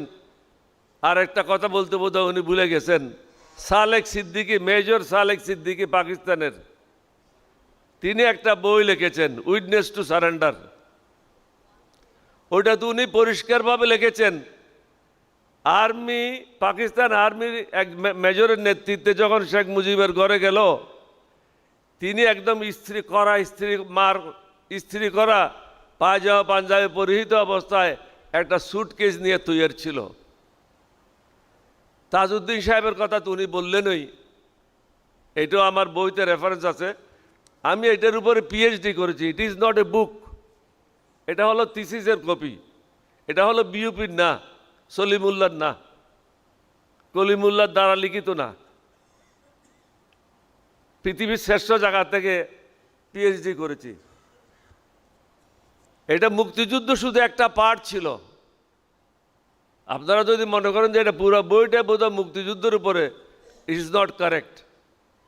এখানে মুক্তিযুদ্ধটা কেন হয়েছে, কোথায় কোথায় হয়েছে পৃথিবীতে, এবং এগুলির সাথে বাংলাদেশের মুক্তিযুদ্ধের কি সম্পর্ক, এগুলি ক্রনোলজিক্যালি নিয়ে আসতে হয়েছে। ইকোনমিক ডিসপ্যারিটি, প্রশাসনের ডিসপ্যারিটি, বিভিন্ন বৈষম্যগুলি এখানে তুলে ধরতে হয়েছে। 1947 থেকে নিয়ে, যা আমি তো গৌর বংশও যাব না, সেন বংশও যাব না, আমি বাংলাদেশের পাকিস্তানের অংশে থাকব। এখানে বাংলা ভাষাকে নিয়ে প্রথমেই কিন্তু মানুষের মধ্যে একটা ক্ষোভ সৃষ্টি হয়। যখন জিন্না সাহেব বললেন Urdu shall be the only state language, তখন থেকে কিন্তু বাঙালিদের মধ্যে একটা বিরূপ প্রতিক্রিয়া সৃষ্টি হয়। ধীরে ধীরে ধীরে ধীরে ধীরে ধীরে এটা দানা বাঁধতে শুরু করে। আপনারা, আমি জানি না তখনকার টাইমে আপনাদের খেয়াল আছে কি না, আনুপাতিক হারে কিন্তু আমরা বরাদ্দ পাইতাম, বাজেট পাইতাম, কিন্তু আমাদের চিফ সেক্রেটারি ছিল পাকিস্তানি। তাকে বলে দেওয়া হতো তোমাকে 10 কোটি টাকা দিলাম, তুমি 3 কোটি টাকা খরচ করবে আর 7 কোটি টাকা আনস্পেন্ড রেখে দেবে। ওই 7 কোটি টাকা আমরা পাকিস্তানে খরচ করে নেব, তুমি যখন টাকাটা ফেরত দেবে ওটা আমরা ওয়েস্ট পাকিস্তানে তৎকালীন এটা অ্যাডজাস্ট করে নেব। টাকা ঠিকই দিয়েছে, কিন্তু আনস্পেন্ড হিসাবে ফিরে নিয়েছে। সশস্ত্র বাহিনীতে আমাদের কি প্রতিনিধিত্ব ছিল? 7 থেকে 10%। সিভিল সার্ভিসে কি ছিল? কিছুই ছিল না। রাষ্ট্র পরিচালনায় আমাদের কোনো বক্তব্য ছিল না। এটা শুধু পাঞ্জাবের লোকেরাই দেশ পরিচালনা করত। আমি যেহেতু করাচি বিশ্ববিদ্যালয়ের ছাত্র ছিলাম, এগুলি ভালোভাবে দেখার সুযোগ হয়েছে। মনের মধ্যে একটা দানা বেঁধেছিল যে আমাদের লোকেরা তো লন্ডন যাইতে পারে না, আমেরিকা যাইতে পারে না, কারণ যেই লোক মুন্সিগঞ্জের থেকে ঢাকা আসতে পারে না আর্থিক কারণে, মানিকগঞ্জের থেকে আর্থিক কারণে ঢাকা আসতে পারে না, তার জন্য রাওয়ালপিন্ডিতে গিয়ে ভিসা নিয়ে আমেরিকা যাওয়া, লন্ডনে যাওয়া বা কোনোখানে যাওয়া এটা সম্ভব না। আজকে দেখেন পাকিস্তানের কয়েক কোটি লোক বিদেশে আছে, কারণ তাদের জন্য এটা সহজলভ্য ছিল। আমাদের পক্ষে এটা সহজলভ্য ছিল না। আমরা ক্ষমতার কেন্দ্রবিন্দু থেকে অনেক দূরে ছিলাম। এই জিনিসগুলি আমাদের মনের মধ্যে আমরা ধারণ করেছিলাম যে সুযোগ পেলেই বাংলাদেশকে স্বাধীন করতে হবে। আমরা কিন্তু সেই সময় ভারতের দালাল হিসাবে কাজ করিনি, আমরা বাংলাদেশের জনগণের দালাল হিসাবে কাজ করেছি। আসেন শেষের দিকে, এমআর চৌধুরী সাহেবের সাথে আমার এক ধরনের আন্ডারস্ট্যান্ডিং হয়ে গেল। উনি আমাকে বললেন, আমি ইবিআরসি নিয়ে রেডি হব, তুমি 8 বেঙ্গল নিয়ে রেডি হও। ইবিআরসিতে অনেক সোলজার ছিল না, এখানে ছিল সব ট্রেনিং। উনাকে একটা কথা বললাম যে আপনি কোনো অফিসারের সাথে এই কথাগুলি মেহরবানি করে শেয়ার করবেন না, কারণ না হলে আগরতলা কনস্পিরেসি কেসের মতো আপনিও অ্যারেস্ট হয়ে যাবেন, আমিও অ্যারেস্ট হয়ে যাব, আর আমাদের কাজটা হবে না। কয়েকদিন পরে মেজর জিয়া তৎকালীন, ওনার বাসা ছিল আমাদের অফিসার্স মেস থেকে প্রায় 200 গজ দূরেই, আর ওনার অফিস এবং আমার অফিসের মধ্যে দূরত্ব ছিল 3 ইঞ্চির একটা দেওয়াল। উনি ছিলেন বাম দিকে, আমি ছিলাম ডান দিকে। ওনার সাথে আমার কোনো পূর্ব পরিচিত ছিল না। উনি খুব রিজার্ভ ধরনের লোক ছিল, কারোর সাথে কোনো কথা বলতে না, খুব প্রয়োজন না হলে কোনো কথা বলতো না। শুধু মাঝে মধ্যে আমার কাছে আসতো অফিসে, একটু ক্রস করেই কয়েক কদম আসতো, আসে বলতো আমার এক্সট্রা কিছু চাউল লাগবে, কি চিনি লাগবে, একটু তেল লাগবে, তুমি একটু ব্যবস্থা করে দাও, কারণ কোয়ার্টার মাস্টারের কাছে তো এগুলি থাকে। সুতরাং এগুলি সব অফিসারদেরকে, ট্রুপসদেরকে দেওয়ার একটা সুযোগ ছিল, তাদের সাথে একটা সম্পর্ক ছিল। উনি আমাকে বাসায় দেখলেন, 3 নম্বর রোড, 5 লাইশ হাউজিং সোসাইটি, চট্টগ্রাম। ওনার বাসায় গেলাম, উনি অনেকগুলি কথার অবতারণা করলেন। যেহেতু ওনার সাথে আমার কোনো পূর্ব পরিচিত ছিল না, কখনো ওনাকে দেখি নাই, সুতরাং তার সাথে আমি কোনো কথা বলি নাই, আমি শুধু শুনলাম। তিনি বিরক্ত হয়ে বললেন যে তুমি তো কোনো কথাই বললে না। আমি, স্যার আমার কাছে কোনো কথা নাই, আমি বলবো কোত্থেকে? আপনার কাছে কথা আছে, আপনারগুলি শুনলাম। এরপর আমি ওখান থেকে চলে আসলাম। তিনি একটা জিনিস উপলব্ধি করেছেন, অরিজিনালি তিনি কিন্তু বেঙ্গল রেজিমেন্টের লোক না, তিনি হলেন ফার্স্ট পাঞ্জাবের। এখানে যে নিয়াজি সাহেব ছিল, নিয়াজি সাহেব ওনার ফার্স্ট অধিনায়ক ছিল, যার কারণে বেগম জিয়াকে ভিআইপি ট্রিটমেন্ট দিয়ে রেখেছিল। পাকিস্তানিদের একটা জিনিস ছিল, তারা এথিক্সের বাইরে কাজ করতো না। আমরা যেভাবে এথিক্স মানি না, তাদের মধ্যে কিছু এথিক্স ছিল। বেগম জিয়াকে সার্বক্ষণিকভাবে একজন ক্যাপ্টেনের দায়িত্ব দিয়েছিল ওনাকে লুক আফটার করার জন্য। যা হোক, ফিরে আসি আগের কথায়। জিয়া সাহেব দ্বিতীয়বার আমাকে ডেকে পাঠাইলেন, আবার বসলাম, উনি শুরু করলেন কথা। তখন আমি বললাম, স্যার এত এক্সপ্লেনেশন না দিয়ে আপনি কিসের জন্য আমার ডাকছেন বারবার, একটু খুলে বললেই ভালো হতো। উনি বললেন যে পাকিস্তান থেকে নতুন সেনা সদস্যরা আসতেছে, অস্ত্র আসতেছে, বিহারি কলোনিতে মারামারি হয়েছে, কয়েকজন বাঙালি নিহত হয়েছে বেলুচ রেজিমেন্ট দ্বারা। এখন তুমি কি মনে করো কি হবে? ঘরে ঘরে পতাকা উত্তোলন হয়েছে। আমি বললাম যে একটা জিনিস তো পরিষ্কার, জনগণ স্বাধীনতার জন্য প্রস্তুত, কিন্তু রাজনীতিবিদেরা প্রস্তুত না। তো বলছে এখানে কি আমাদের কিছু করণীয় আছে? আমাদের হ্যাঁ করণীয় আছে। এখনো আমরা সংখ্যায় বেশি, আমরা যদি তাদের বিরুদ্ধে বিদ্রোহ করি, অতি সহজে আমরা বাংলাদেশকে স্বাধীন করতে পারব। সেই পরিপ্রেক্ষিতেই আগে যে কথাগুলি বলেছিলাম, ওসমানী সাহেবের মাধ্যমে শেখ মুজিবকে 2বার অ্যাপ্রোচ করা হলো, 3য়বার অ্যাপ্রোচ করা হলো এমআর সিদ্দিকী সাহেবের মাধ্যমে। সব সময় আমরা নেগেটিভ উত্তরটা পেয়েছি। তখন জিয়া সাহেবের সাথেও আমার একটা আন্ডারস্ট্যান্ডিং হয়ে গেল। ওনাকে কিন্তু বললাম না আমি এমআর চৌধুরী সাহেব আমাদের নেতা, কারণ আমি আবারই বলি, আমার একটা উদ্দেশ্য ছিল এটা যেন আগরতলা কনস্পিরেসি কেসের মতো না হয়। যে কোনো অবস্থায় একজন যেন বেঁচে থাকে, আমাদের প্রোগ্রামটা যেন অব্যাহত থাকে। আমার কাজ ছিল 8 বেঙ্গলের যারা অফিসার ছিল তাদের সাথে ইনডাইরেক্টলি কথা বলা, ভাই দেশে কি হচ্ছে না হচ্ছে একটু মানসিকভাবে প্রস্তুত করা, কিন্তু তাদের সাথে খোলামেলা আলোচনা করা কখনো এটা সম্ভব ছিল না। কারণ প্রত্যেক দিন রাত্রে বেলুজ রেজিমেন্টের 1-2 অফিসার এসে আমরা কি করছি না করছি এগুলি দেখাশোনা করত। তখন কিন্তু আমরা অবজারভেশনের আন্ডারে চলে আসছি অলরেডি। সুতরাং এটা খুব রিস্কি ব্যাপার ছিল খোলামেলা আলোচনা করাটা। ওনার সাথেও একটা আন্ডারস্ট্যান্ডিং হয়ে গেল যে বিদ্রোহ করতে হবে। তাহলে আমরা 3 জন একমত হলাম।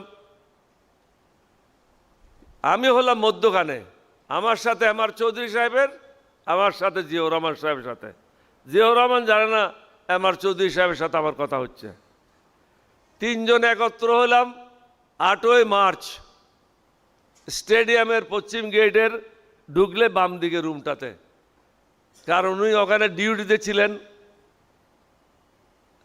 যেগুলি ল অ্যান্ড অর্ডার মেনটেন করার জন্য আর্মিকে ডিপ্লয় করা হয় ইন এইড অফ সিভিল পাওয়ার, ওইখানেই ছিলেন। ওখানে গিয়ে ওনার সাথে 3 জনে প্রথমবার বৈঠক হলো। এরপর থেকে আমাদের একাধিকবার বৈঠক হয়েছে। এখন আসেন শেষের দিকে 25শে মার্চ। 25শে মার্চ সকালে যথারীতি একটা অফিসার বা একটা সোলজার কি করে হাফ প্যান্ট পরে পিটি করার জন্য যায়। আমি যখন মাঠে গেলাম দেখি যে কেউ নাই, আমি একা। আমি হতচকিত হয়ে কোয়ার্টার গার্ডে ফিরে আসলাম। কোয়ার্টার গার্ডে জিজ্ঞাসা করলাম বাকি অফিসার সাহেবেরা এবং ট্রুপসরা কোথায়? বলে স্যার ওরা রেল সরাইতে গেছে। রাত্রে কেবা কারা ট্রেনে আপনার রেলওয়ে ক্রসিংয়ের উপর রেখে ব্রেক লাগাইয়ে চলে গেছে। অর্থাৎ চট্টগ্রাম ক্যান্টনমেন্টের সাথে যাতায়াত বন্ধ। আস্তে আস্তে হেঁটে ওইদিকে গেলাম। ট্রুপসরা বললো স্যার আপনি চলে যান, আমরা এটা সরাইতে পারি কিন্তু সরাচ্ছি না, জোরে ধাক্কা লাগাচ্ছি কিন্তু এই ধাক্কায় ট্রেন সরার মতো না, এটা সরে গেলে যাতায়াতের পথটা সুবিধা হয়ে যাবে। এখানে আরেকটা কথা বলতে চাই, ওই সময় কিন্তু চট্টগ্রামের কয়েক শত জায়গায় বড় বড় ব্যারিকেড ছিল। এই ব্যারিকেডগুলি কে দিয়েছিল? রাজনৈতিক নেতৃবৃন্দরা দিয়েছিল, সাধারণ জনগণ দিয়েছিল। সুতরাং সমগ্র যাতায়াত চট্টগ্রাম শহরে বন্ধ ছিল। আমার আন্ডারে যেহেতু কোনো ট্রুপ ছিল না ডাইরেক্টলি, আমি এসে ডিউটি অফিসারের দায়িত্ব নিলাম। ব্যাটালিয়নে কিন্তু কেউ ছিল না, সবাইকে আলাদা আলাদা বিভক্ত করে বিভিন্ন জায়গায় পাঠিয়ে দেওয়া হলো। আমি তখন একা একা বসে অফিসে চিন্তা করলাম, এইভাবে একটা প্লাটুন 2টা প্লাটুন নিয়ে অফিসারদেরকে বিভিন্ন জায়গায় কেন পাঠানো হচ্ছে? নিশ্চয়ই আজকে রাত্রে কোনো ঘটনা হবে, এটা আমার মনে আসলো। কিছুক্ষণ পরে দেখি দুপুরবেলা লেফটেন্যান্ট আজম ও এসে বললো স্যার আমি অ্যাসিস্ট্যান্ট ডিউটি অফিসার। তো আপনারা তো সবাই সামরিক বাহিনীতে চাকরি করেছেন, অ্যাসিস্ট্যান্ট ডিউটি অফিসার বলে কোনো বস্তু নাই। তখন আমি বুঝলাম আমাকে মারার জন্য ওরে পাঠানো হয়েছে। টেলিফোন আসলেই, অথচ একজন সেকেন্ড লেফটেন্যান্ট ক্যাপ্টেনের হাত থেকে টেলিফোন নেওয়ার পাকিস্তান আর্মিতে এটা সাহস ছিল না। একজন সেকেন্ড আমরা 9 জন লেফটেন্যান্ট ছিলাম, আমাদের মধ্যে সিনিয়র মোস্ট লেফটেন্যান্ট ছিল ক্যাপ্টেন মতিন তখনকার। তার জ্বালায় আমরা সবাই অস্থির ছিলাম ভয়ে, এরকম একটা দূরত্ব ছিল। বর্তমান অবস্থা না। সে যে আমার হাত থেকে রিসিভার নিয়ে নেয়, এটাতে বুঝলাম যে কোত্থেকে টেলিফোন আসছে, কে টেলিফোন করছে, এগুলি সে নিয়ন্ত্রণ করতে চায়। আমি টেলিফোনটা তার দিকে ঠেলে দিলাম যে তুমি এই টেলিফোনটা সামলাও। সন্ধ্যার পরে তাকে বললাম, আজম, দুইজন সারা রাত্রি যদি জেগে থাকি লাভটা কি হবে বলো? স্যার আপনার প্রস্তাব কি? আমার প্রস্তাবটা হলো তুমি এখন থেকে নিয়ে রাতের 3টা পর্যন্ত ঘুমাও, 3টার পরে তোমাকে উঠিয়ে দেবো, তারপর আমি ঘুমাবো। আমার এই উদ্দেশ্যটা ছিল যা কিছু ঘটে রাত্রের প্রথম প্রহরে ঘটবে, শেষের দিকে দিনের বেলা এগুলি ঘটবে না। সে প্রস্তাবে রাজি হলো। তখন আমি বললাম যে আমি কোয়ার্টার মাস্টার হিসেবে একটু দেখে আসি আশেপাশে যারা ট্রুপস আছে তারা ঠিকমতো খাওয়াটা পেয়েছে কিনা। তখন আমি খুব দ্রুত বেগে, তখন মেজর জিয়ার দায়িত্ব ছিল, তৎকালীন মেজর দায়িত্ব ছিল, তার সাথে ছিল লেফটেন্যান্ট শমশের মুবিন, লেফটেন্যান্ট হুমায়ুন। তাদের দায়িত্ব ছিল 16 শহর থেকে নিয়ে চট্টগ্রাম ক্যান্টনমেন্ট পর্যন্ত প্রত্যেকটা ব্যারিকেড পরিষ্কার করা। তো এটা অত্যন্ত আমাদের কাছে ক্লিয়ার ছিল যে চট্টগ্রাম সেনানিবাস থেকে যেন সেনারা বিনা বাধায় শহরের দিকে আসতে পারে। তো জিয়া সাহেব ব্যারিকেড একটা উঠায়, পরেরটাতে যায়, সিভিলিয়ানেরা ওই ব্যারিকেডটা আবার প্রতিস্থাপন করে। আমি যখন প্রথম ব্যারিকেডে গেলাম চট্টগ্রামের বাসায়, ওদেরকে বললাম, দেখো আমার নাম অমুক, এক পাশে ব্যারিকেডটা উঠাই দাও, আমি ফিরে না আসা পর্যন্ত কোনো ব্যারিকেড দেবে না, এবং আমার পিছনে আরেকটা গাড়ি আসবে, তারপরে ব্যারিকেড দিয়ে দিও। আমি গেলাম, জিয়াউর রহমান সাহেবের সাথে দেখা হলো কোকা-কোলা কে রহমান ফ্যাক্টরি বলে বাইজিদ বোস্তামিতে। ওনাকে ভিতরে একটা রুমে নিয়ে গেলাম, বললাম যে স্যার যাই কিছু হয় ঘটনাটা কিন্তু আজকে ঘটবে, কারণ এইভাবে একটা প্লাটুন একদিকে, 2টা প্লাটুন অন্যদিকে, কোনো অফিসার নাই, মেসে শুধু একজন অফিসার ক্যাপ্টেন আহমদ আলী পাঞ্জাবি, ও স্যার আর কেউ নাই, আর আমি ডিউটি অফিসার, আমার সাথে আছে আজম আমাকে পাহারা দেওয়ার জন্য। তো ঘটনাটা আজকে ঘটতে যাচ্ছে, আপনি মেহরবানি করে রাত্রে খাওয়ার অজুহাতে বাসায় চলে আসেন। উনি বাসায় আসলেন। বাসায় এসে উনি খবর পেলেন জঞ্জুয়া সাহেব টেলিফোন করেছেন জঞ্জুয়ার স্ত্রীকে, জঞ্জুয়ার স্ত্রী টেলিফোন করেছেন বেগম জিয়াউর রহমানকে। এরকম কিন্তু পাকিস্তান আর্মিতে বেগমদের মাধ্যমে কোনো আর্মি শাসিত হয় নাই। বেগমে বলল জিয়াউর রহমানকে যে আপনাকে চট্টগ্রাম বন্দর যেতে হবে। উনি এই কথা শুনে আর রাত্রে খাইলেন না, দৌড়ে আমার অফিসে চলে আসলেন। আপনি যদি ধরে নেন এটাই আমার টেবিল, আমি ডিউটি অফিসার হিসাবে মূল সিটে বসে আছি, আমার এইদিকে সামনের দরজা, উনি এসে এখানে বসলেন। বলছে ওলি কি হচ্ছে? আমাকে তো এইভাবে তথ্যটা দেওয়া হলো যে চট্টগ্রাম পোর্টে আমাকে যেতে হবে অস্ত্র খালাস করার জন্য। আপনি কদাচিৎ যাবেন না, আপনাকে ওখানে মারার জন্য নেওয়া হচ্ছে, সবাইকে নেওয়া হয়েছে, আপনি হলেন লাস্ট। এই কথা বলতে বলতে হঠাৎ পিছনে সামনের দরজা দিয়ে ঢুকলো জঞ্জুয়া সাহেব, পিছনে পিছনে তৎকালীন মেজর শওকত। উনি উচ্চস্বরে আওয়াজ করে বললেন, ওলি কি ষড়যন্ত্র করছো? তা আমি স্যার কোনো ষড়যন্ত্র না, আপনি জিয়া সাহেবকে হুকুম দিয়েছেন আপনার বউয়ের মাধ্যমে, আপনার বউ সংবাদ দিয়েছে জিয়া সাহেবের বউকে, এখন জিয়া সাহেব খবর পেয়ে দৌড়ে আসছে আমার কাছে একটা গাড়ির জন্য আর সিকিউরিটি গার্ডের জন্য। এখন তো আপনি সব ট্রুপসকে বিভিন্ন জায়গায় পাঠিয়ে দিয়েছেন, গাড়ি পাইলে ড্রাইভার পাচ্ছি না, ড্রাইভার পাইলে গাড়ি পাচ্ছি না, আমি তো এক বিপদে আছি। এটা ঠিক করে জিয়া সাহেবকে পাঠাবো। উনি আসছেন মাত্র 10 মিনিট হয় নাই। বলেছেন না কোনো গাড়ির প্রয়োজন পড়বে না, আমি আর শওকত বন্দর থেকে এসেছি একটা ট্রাক নিয়ে, এই ট্রাকে 11 জন নেভির সোলজার আছে, তারাই জিয়া সাহেবকে পাহারা দিয়ে নিয়ে যাবে। তখন তার দেরি করার কোনো সুযোগ নাই। আমরা সিঁড়ি দিয়ে একতলা থেকে দোতলায় নামার শুরু করছি, আমি সবচেয়ে পিছনে ছিলাম। ওই সময় একটা টেলিফোন আসলো, আমার এক বন্ধু আব্দুল কাদের চট্টগ্রামে স্ট্যান্ডার্ড চার্টার্ড ব্যাংকের সিনিয়র ভাইস প্রেসিডেন্ট, চট্টগ্রাম ক্লাবে গেলে তার সাথে মাঝে মাঝে কথা হতো, দেখা হতো।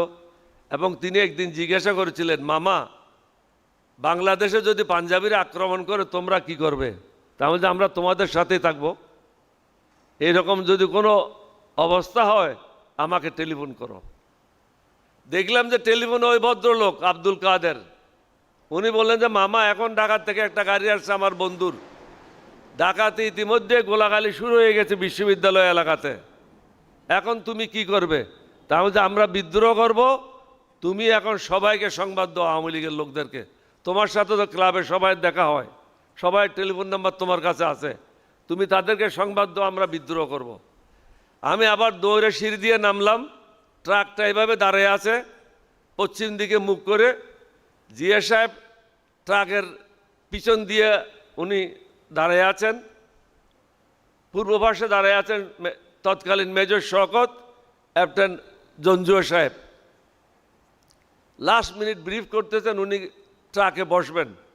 আমি গিয়ে পশ্চিম দিকে দাঁড়িয়ে উনাকে একটা ইশারা করে বললাম এইভাবে, উনি আমাকে বললেন মানে লিখিত কিছু দাও। তখন ওনাকে আমি বললাম যে টাইম ইজ টু শর্ট। জঞ্জুয়া সাহেব আমাকে বললো, তুমি এটা কি করতেছো? আমি স্যার মশা পড়ছিল, মশাটা মারতেছিলাম। এই বলে কোনো প্রকারে ওখান থেকে রক্ষা হলো। জিয়া সাহেব চলে গেলেন। এখন আমি শিওর ছিলাম না জিয়া সাহেব আমার সিগন্যালটা বুঝছে কিনা। ওই রাস্তায় যাওয়ার কথা ছিল captain Khalequzzaman embarkation headquarter company নিয়ে। ওনাকে ডেকে পাঠাইলাম, আমার ডিউটি অফিসারের দায়িত্ব এগুলি, যে আপনি ট্রুপস নিয়ে যাওয়ার দরকার নাই, আপনি একটা জিপ নিয়ে দ্রুত গতিতে জিয়া সাহেবকে থামান এবং ওনাকে মেসেজ দেন, আমি চট্টগ্রাম সেনানিবাসের সাথে কথা বলার চেষ্টা করেছি, পাঞ্জাবি অপারেটর আমাকে বলছে সাব সব লোক সো গিয়ে আপ ভি সো যাও, সবাই শুয়ে গেছে, আপনিও ঘুমিয়ে যান। অর্থাৎ কারোর সাথে সে কানেকশন দেবে না। তারপরে বললাম যে ঢাকাতে অলরেডি গোলাগুলি শুরু হয়ে গেছে, ওনাকে ফিরে আসতে বলেন। জিয়া সাহেব উনি তখন দেওয়ানহাট, এখন যেটা ওভার ব্রিজ রেলওয়ে, ওখানে একটা বড় ধরনের ব্যারিকেড ছিল, উনি ওটা ক্রস করতে পারছিলেন না। ওখানে গিয়া ক্যাপ্টেন খালেকুজ্জামান ওনাকে পেলেন এবং আমার মেসেজটা দিলেন। তখন জিয়া সাহেব নেভির সদস্যদের উদ্দেশ্যে বললেন যে আমাকে ফিরে যেতে হবে, অধিনায়ক আমাকে অন্য জায়গায় দায়িত্ব দিয়েছে, আগে ব্যাটালিয়ন হেডকোয়ার্টারে চলেন। ইত্যবসর আমি কি করলাম, আমার ট্রুপস যারা ছিল অবশিষ্ট তাদেরকে সবাইকে বললাম যে কোদ ভাঙ্গে দাও, কোদ ভাঙ্গে সবাই অস্ত্র নাও এবং রাইফেল লোড করো, ছাদের উপরে পজিশন নাও। সবাইকে ছাদের উপরে পজিশন নেওয়াই দিলাম। লেফটেন্যান্ট আজম আমার সাথে যে ছিল ঘুমন্ত অবস্থায়, তাকে অ্যারেস্ট করলাম। ক্যাপ্টেন আহমদ আলী মেসে ছিল, তাকে অ্যারেস্ট করলাম। লেফটেন্যান্ট আজম রেল লাইনে ছিল, রেল ক্রসিংয়ে, লেফটেন্যান্ট হুমায়ুন তাকে অ্যারেস্ট করলাম। তাহলে 3 জন 8 বেঙ্গলের অফিসারকে অ্যারেস্ট করলাম।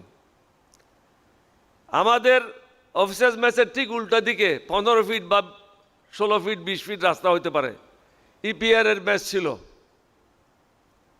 ওখানে আসলো মেজর হামিদ এবং ক্যাপ্টেন নজর।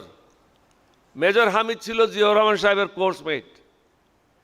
আমাকে এসে রিপোর্ট দিল হাবলদার আব্দুল আজিজ, বরিশাল বাড়ি, সে ছিল মেস হাবলদার। বলল স্যার সামনে ইপিআর অফিসার্স মেসের 2 জন অফিসার আসছে। আমি ওকে এক সেকশন ট্রুপস দিয়ে ওদেরকে বন্দি করে নিয়ে আসলাম। তাহলে জিয়া সাহেব আসার আগে সবাইকে আমি বন্দি করে নিলাম। ট্রুপস ছিল 5-6 জন, এটা পুরাই বেঙ্গল রেজিমেন্টের, মেকানিক্যাল সাইডে ট্রুপস ছিল, সুতরাং এইগুলি কোনো একটা বিষয় ছিল না। অফিসার যেগুলি ছিল 5 জন, সবাইকে অ্যারেস্ট করলাম এবং আমি রাস্তায় দাঁড়ায় রইলাম জিয়াউর রহমান সাহেবের জন্য। উনি এসে নামিয়ে লাফ দিয়ে বললেন you are all under arrest, অর্থাৎ ওনার ট্রাকের মধ্যে যারা ছিল তাদেরকে উনি অ্যারেস্ট করলেন। ওখানে ছিল 11 জন, ওদেরকে অ্যারেস্ট করে দোতলায় নিয়ে আসা হলো। তাহলে অফিসার বাকি রয়ে গেল এখন কর্নেল জঞ্জুয়া। আমাদের পূর্ব পরিকল্পনা অনুযায়ী জঞ্জুয়াকে অ্যারেস্ট করার কথা ছিল আমার। তখন আমি জিয়াউর রহমান সাহেবকে বললাম যে এখন আমি যদি যাই এখানে একটা বিশৃঙ্খলা হবে, কারণ 5 জন অফিসার আমি বন্দি করেছি, ট্রুপসেরা সব এদিক ওদিক ছুটাছাটি করছে, কোচ সব ভেঙে ফেলেছে, কে কি করতেছে আমি নিজেও জানি না, কোনো নিয়ন্ত্রণ নাই। এই সময় যদি আমি চলে যাই আপনার পক্ষে এদেরকে নিয়ন্ত্রণ করা সম্ভব হবে না, বরং আপনি জঞ্জুয়াকে নিয়ে আসেন। আসার পথে মেজর শওকত, তৎকালীন মেজর শওকত, তিনি অফিসার মেসে ঘুমাচ্ছিলেন, তাকে আমি 6-7 বার টেলিফোন করেছি যে স্যার গোলমাল শুরু হয়ে গেছে, আপনি অফিসে চলে আসেন। তখন উনি আমাকে বললেন শর্ট করতে হবে, সংক্ষিপ্ত, বুঝে গেছি, তুমি যখন আসতেছো তখন বুঝে গেছি। কারণ আমি তো নতুন স্পিকার না, পুরানো স্পিকার, ডায়াসে কেউ উঠলে বুঝি তুফান আসছে। আমারও কথা শেষ প্রায়, তুমি মধ্যখানে ডিস্টার্ব করে গেলে, না হলে এতক্ষণ আমার কাজ শেষ হয়ে যেত। তো ওদেরকে অ্যারেস্ট করার পরে জঞ্জুয়া সাহেবকে অ্যারেস্ট করার জন্য জিয়া সাহেব গেলেন, ওনাকে অনুরোধ করলাম আসার পথে আপনি শওকত সাহেবকেও নিয়ে আসবেন। শওকত সাহেবকেও নিয়ে আসলেন, জঞ্জুয়া সাহেবকেও নিয়ে আসলেন। তাহলে মোট 6 জন অফিসার, 11 জন নেভির সদস্য 8 বেঙ্গল ট্রুপসদের কাছে তারা নিহত হলো। তাদের যখন গুলি করা হচ্ছিল মধ্যখান থেকে একটা আওয়াজ আসলো যে স্যার আমার বাড়ি ফটিয়া। তখন আমরা বললাম যে বেটা তুই ফটিয়ার লোক এখানে করতেছস কি? ওকে বাইর করে নেওয়া হলো। তাহলে রয়ে গেল নেভির 11 জন। 8 বেঙ্গলের ট্রুপসেরা তাদেরকে গুলি করে হত্যা করলো। এরপরে জিয়া সাহেবকে আমি বললাম যে আমি এখন বিদ্রোহী ট্রুপ সবাইকে নিয়ে মধ্যখানে খোলা জায়গা আছে, ওখানে একত্রিত করব, প্রেডটা আপনাকে হ্যান্ড ওভার করে দেব। মধ্যখানে একত্রিত হলাম, সামরিক কায়দায় অভিবাদন দিয়ে ওনাকে প্রেড হ্যান্ড ওভার করা হলো। এখন উনি আমার ডান হাত ধরে, উপরে 2 জনে হাত ধরে বলল এই মুহূর্ত থেকে আমরা বিদ্রোহ করলাম, বাংলাদেশ স্বাধীন না হওয়া পর্যন্ত আমাদের যুদ্ধ অব্যাহত থাকবে। আর 1 মিনিট। এরপর আমরা চিন্তা করলাম এখানে যদি আমরা থেকে যাই, কারণ 8 বেঙ্গলের 700 লোক ছিল না, অর্ধেক লোক ছিল ছুটিতে, বাকিরা ছিল বাইরে ডিউটিতে, অনেকে ফিরে আসছে, অনেকে আসে নাই। সুতরাং আমাদের টোটাল স্ট্রেংথ 150-200-র উপরে হবে না, এবং আমাদের কাছে কোনো বাড়ি গোলা বারুদও ছিল না, যেহেতু আমাদেরকে খারিয়া ক্যান্টনমেন্টে চলে যেতে হবে। তখন আর্মস ইস্যু হয় নাই, আমাদের অনেকগুলি সমস্যা ছিল। তখন আমরা চিন্তা করলাম এখানে যদি আমরা থাকি, সকালে F-86 আসবে এবং ক্যান্টনমেন্টে একটা স্কোয়াড্রন ট্যাঙ্ক আছে, এটা আসবে, আর্টিলারি আসবে, 20 বেলুজ আসবে, আমাদেরকে নিশ্চিহ্ন করে দেবে। আমাদেরকে এখান থেকে চলে যেতে হবে। আমরা ওখান থেকে চলে বোয়ালখালী করলডাঙ্গা পাহাড়ে গেলাম। ওখানে গিয়ে প্রেসিডেন্ট জিয়া সবাইকে শপথ বাক্য পাঠ করালেন। আমি তাড়াহুড়া করে বলে যাচ্ছি, শপথ বাক্য পাঠ করালেন। এরপর আমাকে দায়িত্ব দেওয়া হলো, তুমি কোঅর্ডিনেশনের দায়িত্ব দাও, সবাইকে ডিউটি ভাগ করে দাও। মেজর শওকতের নেতৃত্বে একটা গ্রুপকে পাঠিয়ে দেওয়া হলো চট্টগ্রাম বন্দরে, লেফটেন্যান্ট শমশের মুবিনের নেতৃত্বে একটা গ্রুপ পাঠিয়ে দেওয়া হলো মেডিকেল কলেজে, খালেকুজ্জামানের নেতৃত্বে একটা গ্রুপ দেওয়া হলো চকবাজারের সবচেয়ে পিছনের এলাকাতে। ক্যাপ্টেন হারুন, যিনি পিয়ার থেকে আসছিলেন আমাদের সাথে একত্রিত হয়েছিলেন, তাকে দেওয়া হলো চট্টগ্রাম কোর্ট হিলে। এইভাবে আমরা সবাইকে, ক্যাপ্টেন সাদেক, ওনাকে পাঠিয়ে দেওয়া হলো সীতাকুণ্ডে। উনি 1 দিন বা 2 দিন পরে জিপ চালাইতে গিয়ে অ্যাক্সিডেন্ট করে উনি ত্রিপুরাতেই চলে যান। প্রথমার্ধে তিনি যুদ্ধ করার কোনো সুযোগ পান নাই। আমরা এইভাবে বিভক্ত হয়ে অনেক জায়গায় ছিলাম। তার মূল লক্ষ্য ছিল পাকিস্তানিরা যেন আমাদেরকে এক জায়গায় হত্যা করতে না পারে, বিভিন্ন জায়গায় যেন আমাদের সাথে যুদ্ধ করতে হয় এবং আমাদের সংখ্যাটা যেন নির্ণয় করতে না পারে। আমরা চেষ্টা করেছি বাংলাদেশকে স্বাধীন করার জন্য। আমার আগে একজন বক্তা বলে গেলেন 3 লক্ষ শহীদের রক্তের বিনিময়ে বাংলাদেশ স্বাধীন হয়েছে। এই কথাটার জবাব কিন্তু আমি অনেকবার দিয়েছি। আমার মাকেও গালি দিছে, আমার স্ত্রীকেও গালি দিয়েছে, আমার সমস্ত বংশধরকেও গালি দিছে। এখানে আমার প্রশ্ন হলো, একজন মিলিটারি অফিসার হিসাবে you have to use your mind, not use your leg. 11টা সেক্টর ছিল, 11টা সেক্টরে, একটা সেক্টরে কত ট্রুপ ছিল? একটা সেক্টরে যদি ধরে নেন 7 থেকে 8,000 ট্রুপ ছিল। তারপরও আমি বললাম 10,000 ছিল, তাহলে 1,10,000 হয় যারা মুক্তিযোদ্ধা। রিফিউজি ক্যাম্পেরগুলি তো মুক্তিযোদ্ধা না। যারা সিনেমা দেখছে হেমা মালিনীর, ওরা তো মুক্তিযোদ্ধা না। যারা বর্ডার ক্রস করেছে তারা তো মুক্তিযোদ্ধা না। মুক্তিযুদ্ধ ওই ব্যক্তি যে অস্ত্র হাতে নিয়ে পাকিস্তানিদের সাথে যুদ্ধ করেছে। যদি মুক্তিযুদ্ধের সংখ্যায় 1,10,000 হয়, তাহলে 3 লক্ষ মারা গেল কিভাবে? মেহরবানি করে সিরাজুল ইসলামের বইটা পড়েন। প্রসিদ্ধ সাংবাদিক বিবিসির সিরাজুল ইসলামের বইটা পড়েন। সিরাজুর রহমান, সিরাজুর রহমানকে জিজ্ঞাসা করেছিল শেখ মুজিবুর রহমান লন্ডন এয়ারপোর্টে, সিরাজ কি হয়েছে, সবাই আমার এক্সেলেন্সি ডাকতেছে।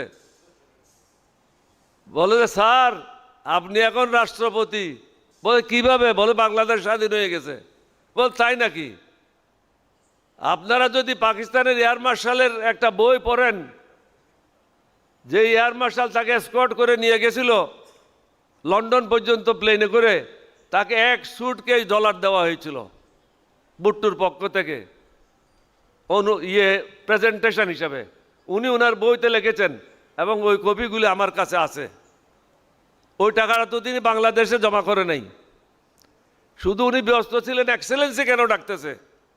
তখন সিরাজুর রহমান বলে দিলেন, আপনি প্রধানমন্ত্রী, রাষ্ট্রপতি, বাংলাদেশ স্বাধীন হয়েছে। বলছে কি কি হয়েছে বলেন। বলতে শুনেছি 3 লক্ষাধিক লোক মারা গেছে। তো ইংরেজিতে উনি বলতে গিয়ে 3 লক্ষাধিকের জায়গায় 3 মিলিয়ন বলে ফেলছিল। এখনো পর্যন্ত বাঙালিরা ওই ইক্কুটাই চিবিয়ে খাচ্ছে। দুঃখের বিষয় হলো এটা বাস্তবতাতে যায় না। কতগুলি সোলজার ছিল। আমাদের কাজটা তো হলো আর্মি, নেভি, এয়ারফোর্স হিসাবে to find out what was the total number of troops and what was the number of casualty. এটা তো কখনো এটা হতে পারে না, অবাস্তব। এখন আসেন 30 বছর 50 বছর অতিক্রম হইল, আমরা কেন যুদ্ধ করেছিলাম? বৈষম্য ছিল। আমাদের যে রিপ্রেজেন্টেশন টাকার কথা আর্ম ফোর্সেসে সেটা ছিল না। আমাদের যে বাজেটের টাকা পাওয়ার কথা ছিল সেটা ছিল না। এই অঞ্চলের জন্য সুশাসন ছিল না, যার জন্য আমি একজন তরুণ ক্যাপ্টেন হিসাবে উদ্বুদ্ধ হয়েছিলাম পাকিস্তানের বিরুদ্ধে যুদ্ধ করার জন্য। তারাও তো আমার ভাই ছিল, তারাও তো মুসলমান ছিল, তাদেরকে কেন হত্যার জন্য গেলাম? কারণ আমরা আমাদের ন্যায্য হিস্সা পাই নাই, আমরা ন্যায় বিচার পাই নাই। আজকে 50 বছর পরেও কি আমরা পাচ্ছি? না। আমি কালকেও বলেছি, আব্দুল হক এটা শুনো, আমি কালকেও বলেছি আপনার 3টা ফোর্স খাড়া হলো, এটা জিয়াউর রহমানকে শুধু ব্যারিকেড দেওয়ার জন্য। জিয়াউর রহমান, যেটা আবদুল্লাহ সাহেব ভুল করে গেছেন এটা আমি শুদ্ধ করে দিই। প্রথম অ্যানাউন্সমেন্টটা ছিল 27 তারিখ, আমি পাশে বসা ছিলাম, যেখানে he declared himself as a provisional head of the state. দ্বিতীয় অ্যানাউন্সমেন্টটা ছিল 30 তারিখে। 30 তারিখে উনি বললেন, I hand over the power to Sheikh Mujibur Rahman and declare myself as commander in chief of liberation forces. আমি তো সাথেই ছিলাম। এটা কেন হলো? আমাদের যে পরিকল্পনা ছিল সে পরিকল্পনাটা আমরা বাস্তবায়ন করতে পারিনি। এটা আমি কখনো রিভিল করব না এই জিনিসটা। This is the secret between me and Ziaur Rahman, এটা আর কেউ জানতো না। সুতরাং আমি এই জিনিসটা বলবো না।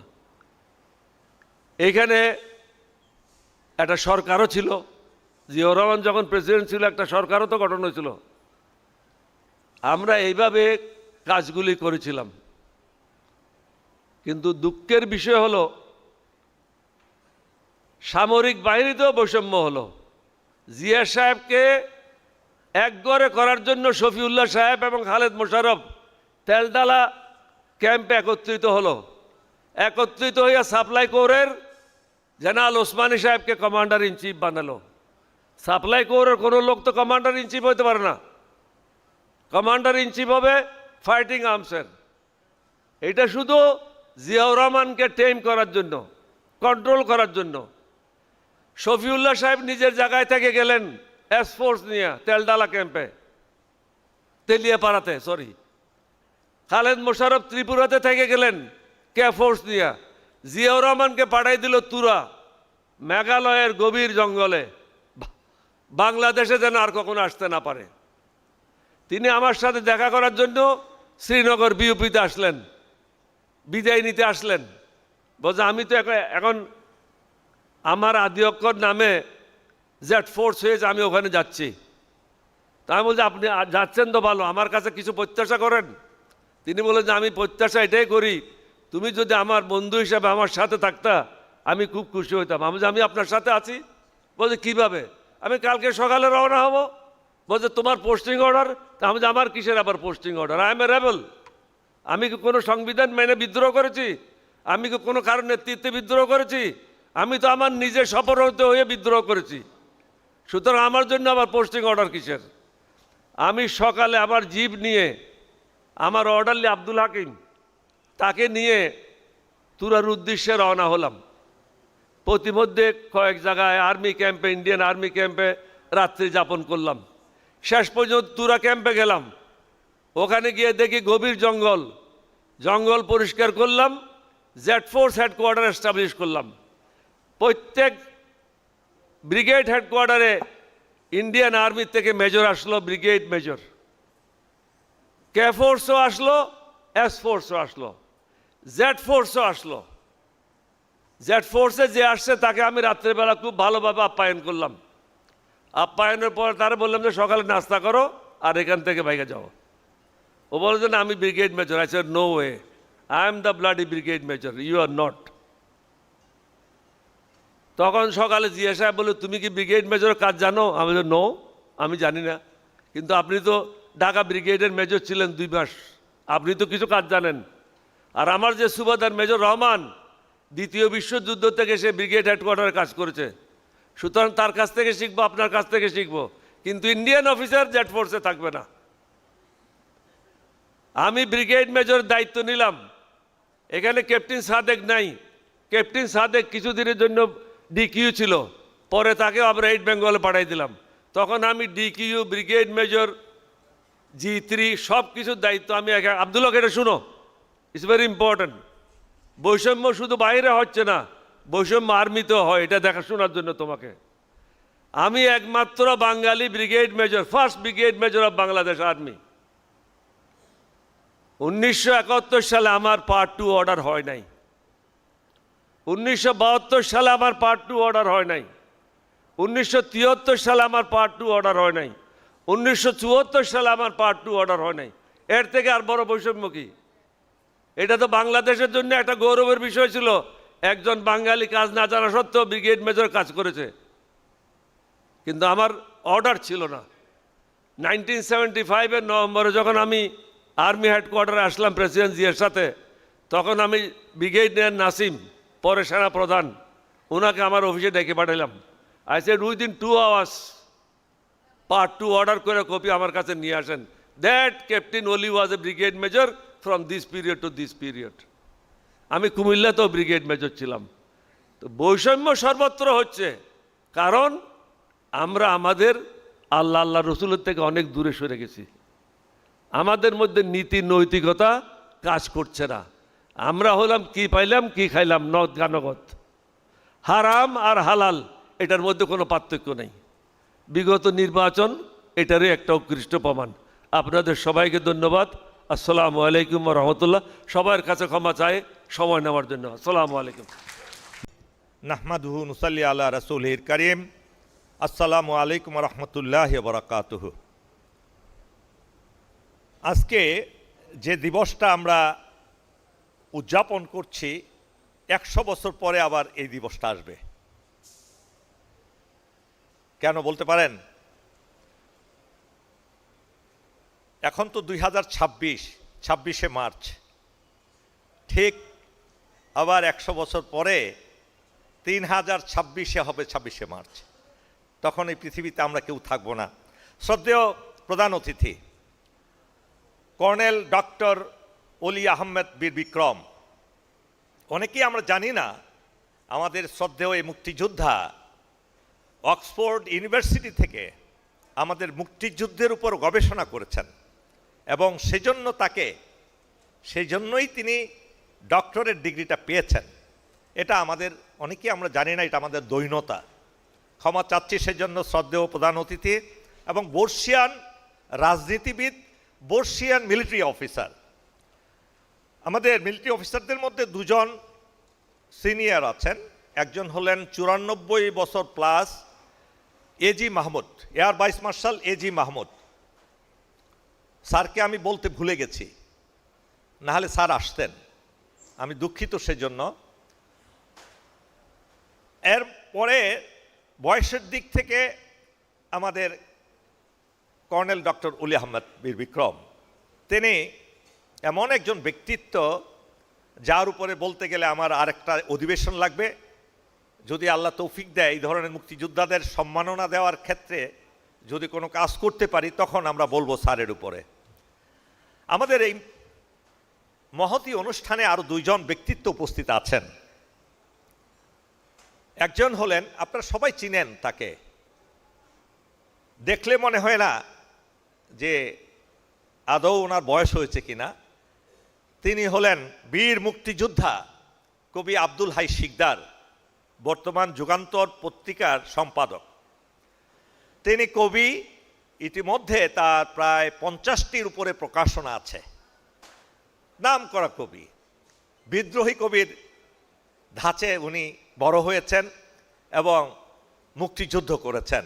আমি তার ভক্ত একজন, এবং মুক্তিযুদ্ধের এই দিনে, স্বাধীনতা দিবসের এই দিনে উনি এই স্বাধীনতা দিবসের উপরেই কবিতা বলবেন, কবিতা আবৃত্তি করবেন।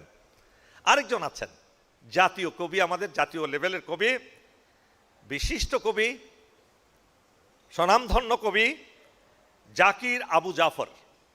তিনি সাহিত্য সম্পাদক দৈনিক নয়া দিগন্ত। তাকেও আজকে আমরা এখানে আমন্ত্রণ জানিয়েছি আপনাদেরকে উপহার দেওয়ার জন্য স্বাধীনতা দিবসের উপরে কবিতা আবৃত্তির করে। দুঃখজনক হলে সত্য, এই কথাটা না বললেই পারতাম, তারপরে বলতে হয়। দেখুন, ব্রেকফাস্টের সময় পুরো হল ভরা ছিল, হল ভর্তি লোক ছিল। এখন দেখেন যারা সামনে বসছেন পিছনে তাকিয়ে দেখেন, এই হলো আমাদের শৃঙ্খলা। আজকে রাওয়ার চেয়ারম্যান হিসেবে আমাকে বলতেই হয়, আমি তো অভিজ্ঞ এই ব্যাপারে। তাহলে আমাদের দায়িত্বটা কোন জায়গায়, কোন লেভেলে আমাদের দায়িত্ব? আমরা কি আদৌ দায়িত্ববান ব্যক্তিত্ব, দায়িত্ববান জাতি? মোটেও না। আজকে যেই মুহূর্তে আপনাদের সাথে কথা বলছি, এই মুহূর্তে মিসাইলের বৃষ্টির মতো মিসাইল পড়ছে। কোথায়? ইরানে। শত শত নয়, হাজার হাজার মানুষ বিধ্বস্ত, আহত, হতাহত। সে জাতিকে সারা বিশ্ব একদিকে, একটি জাতি একদিকে পদানত করতে পারেনি, মোটেও না। তাদের মোরাল ভাঙতে পারেনি। আমেরিকার মতো সুপার পাওয়ারের সাথে বিশ্বের সবচেয়ে বজ্জাত একটি রাষ্ট্র, সেটা রাষ্ট্র না, অবৈধ এক রাষ্ট্র ইসরায়েল, তাদের সকল মারণাস্ত্র দিয়ে আমেরিকা এবং ইসরায়েল যৌথভাবে একটা দেশ এবং জাতিকে চিরতরে শেষ করে দিতে চাচ্ছে। কেন জানেন? সেই ব্যাপারে কি একবার চিন্তা করেছি আমরা? করি নাই।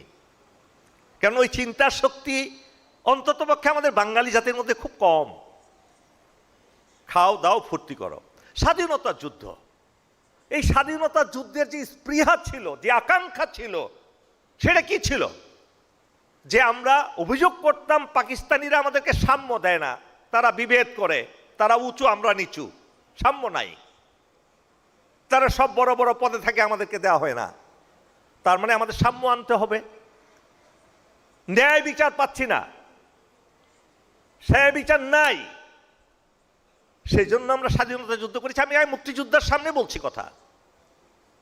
সামাজিক ন্যায় বিচার নাই, সেজন্য যুদ্ধ করেছি। আবার করেছি কিসের জন্য? মানবিক মূল্যবোধ নাই, মানবিক মূল্যবোধ লুপ্ত হয়ে গেছে পাকিস্তানে। এর তিনটা জিনিস প্রতিষ্ঠিত করার জন্য, তিনটা জিনিস প্রতিষ্ঠিত করতে হলে গণতন্ত্র লাগবে, নিজেদের নেতা লাগবে, নিজেদের দল লাগবে, স্বাধীনতা যুদ্ধ করেছি, পেয়েছেন? স্বাধীনতা যুদ্ধের পর পরই আবার মারামারি, কাটাকাটি, হানাহানি, রক্তাক্ত, দুর্ভিক্ষ। পেয়েছিলাম সাম্য, পেয়েছিলাম সামাজিক ন্যায় বিচার, পেয়েছিলাম মানবিক মূল্যবোধ? পাইনি, এখনো পাইনি, এখনো পর্যন্ত নাই। কেন নাই? ওই আয়াতুল্লাহ খোমেনির মতো আমাদের নেতা হয় নাই। আয়াতুল্লাহ খোমেনি, আয়াতুল্লাহ খামেনি এদের মতো নেতৃত্ব গড়ে উঠে নাই আমাদের দেশে। শেখ মুজিব আকাশচুম্বী উচ্চতার একজন নেতৃত্ব ছিলেন। আমি হাজির হয়েছিলাম সেই 7ই মার্চের বক্তব্য শোনার জন্য এই সোহরাওয়ার্দী উদ্যানে। তখন ছিল রেসকোর্স ময়দান। কত জনপ্রিয় নেতা ক্ষমতায় বসলেন, শপথ গ্রহণ করলেন না, শপথ গ্রহণ ছাড়াই ক্ষমতায় বসে গেলেন। কেন? আমি এই দেশের সবকিছু, আমি একচ্ছত্র আধিপত্য, আমার আর কেউ নাই, এটাই তো মেন করে নাকি? সত্য বলতে হবে, ভয় পাওয়ার কিছু নাই। এবং কি করলেন? এক নেতা এক দেশ, বঙ্গবন্ধুর বাংলাদেশ কায়েম করে ফেললেন। কি পেলাম, কি পেয়েছি? নিজেদেরকে আত্মসমালোচনা করুন, চলেন দেখি। এরপর তার মেয়ে যা করে গেছে সেটা তো চোখের সামনেই দেখলেন, সেটা তো এই কয়েকদিন আগে। আবার সেটা ভুলতে বসেছি আমরা, আবার তাদেরকে প্যাট্রোনাইজ করার, সেই অত্যাচারী খুনিদেরকে আবার পুরো প্রতিষ্ঠা করার জন্য সর্বোচ্চ চেষ্টা চলমান। আল্লাহ ক্ষমা করুন আমাদেরকে, এই জাতিকে কিভাবে আল্লাহ শিক্ষা দিবেন। আর তো যাই হোক স্যার, প্লিজ আপনাদের সুযোগ দিলে আপনি বলেন এসে, ঠিক আছে sir? Please don't interfere sir, I am not talking nonsense, I am talking in sense. Okay sir, please. সুতরাং আপনাদেরকে আহ্বান জানাচ্ছি, চলুন আমরা সেই জাতি গড়ে তুলি যে জাতিতে বিভেদ থাকবে না, যে জাতিতে হিংসা থাকবে না, যে জাতিতে লোভ থাকবে না, যে জাতি থাকবে ভ্রাতৃত্ববোধ, নৈতিকতা, দেশপ্রেম, ব্যক্তি স্বার্থ বিসর্জন দিয়ে দেশকে ভালোবাসতে হবে।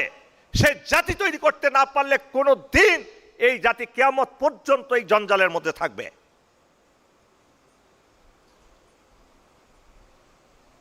সুতরাং আমার এখানে সম্মানিত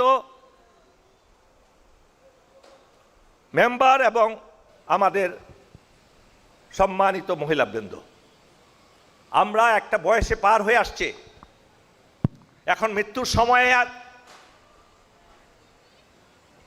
ঘটনা বাড়ছে, টনক নড়ছে, ডং ডং আওয়াজ হচ্ছে।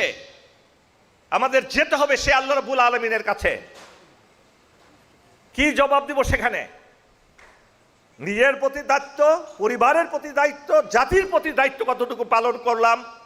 আমার মেধা দিয়ে, যে মেধা আল্লাহ দিয়েছেন, যে দেহটা দিয়েছে আল্লাহ দিয়েছেন, যে শক্তি দিয়েছেন আল্লাহ দিয়েছেন, যে কথা বলার অধিকার, কথা বলার শক্তি দিয়েছেন আল্লাহ দিয়েছেন, আল্লাহর প্রতি আমাদের কতটুকু আস্থা, কতটুকু ঈমান, সেটাও যাচাই করতে হবে।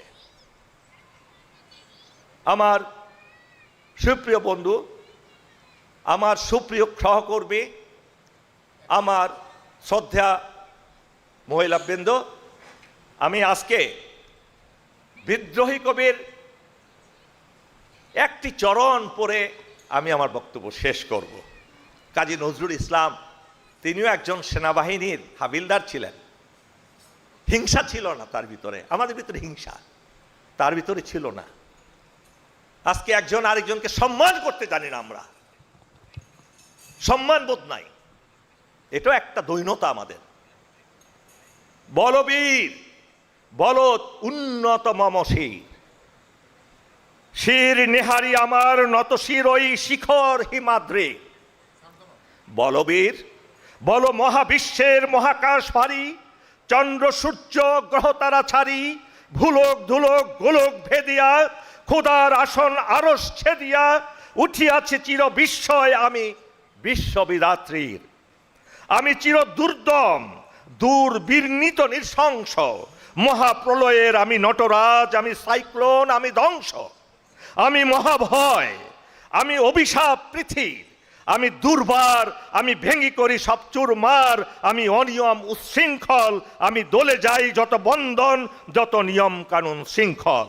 আমি মানি না কোনো আইন, আমি ভরা তরি করি ভরা ডুবি, আমি টর্পেডো, আমি ভীম ভাসমান মাইন, আমি দুর্যটি, আমি এলোকেশে ঝড় আকাশ বৈশাখীর, আমি বিদ্রোহী সুত বিশ্ব বিধাত্রীর, বলবীর বল চির উন্নত মমশির।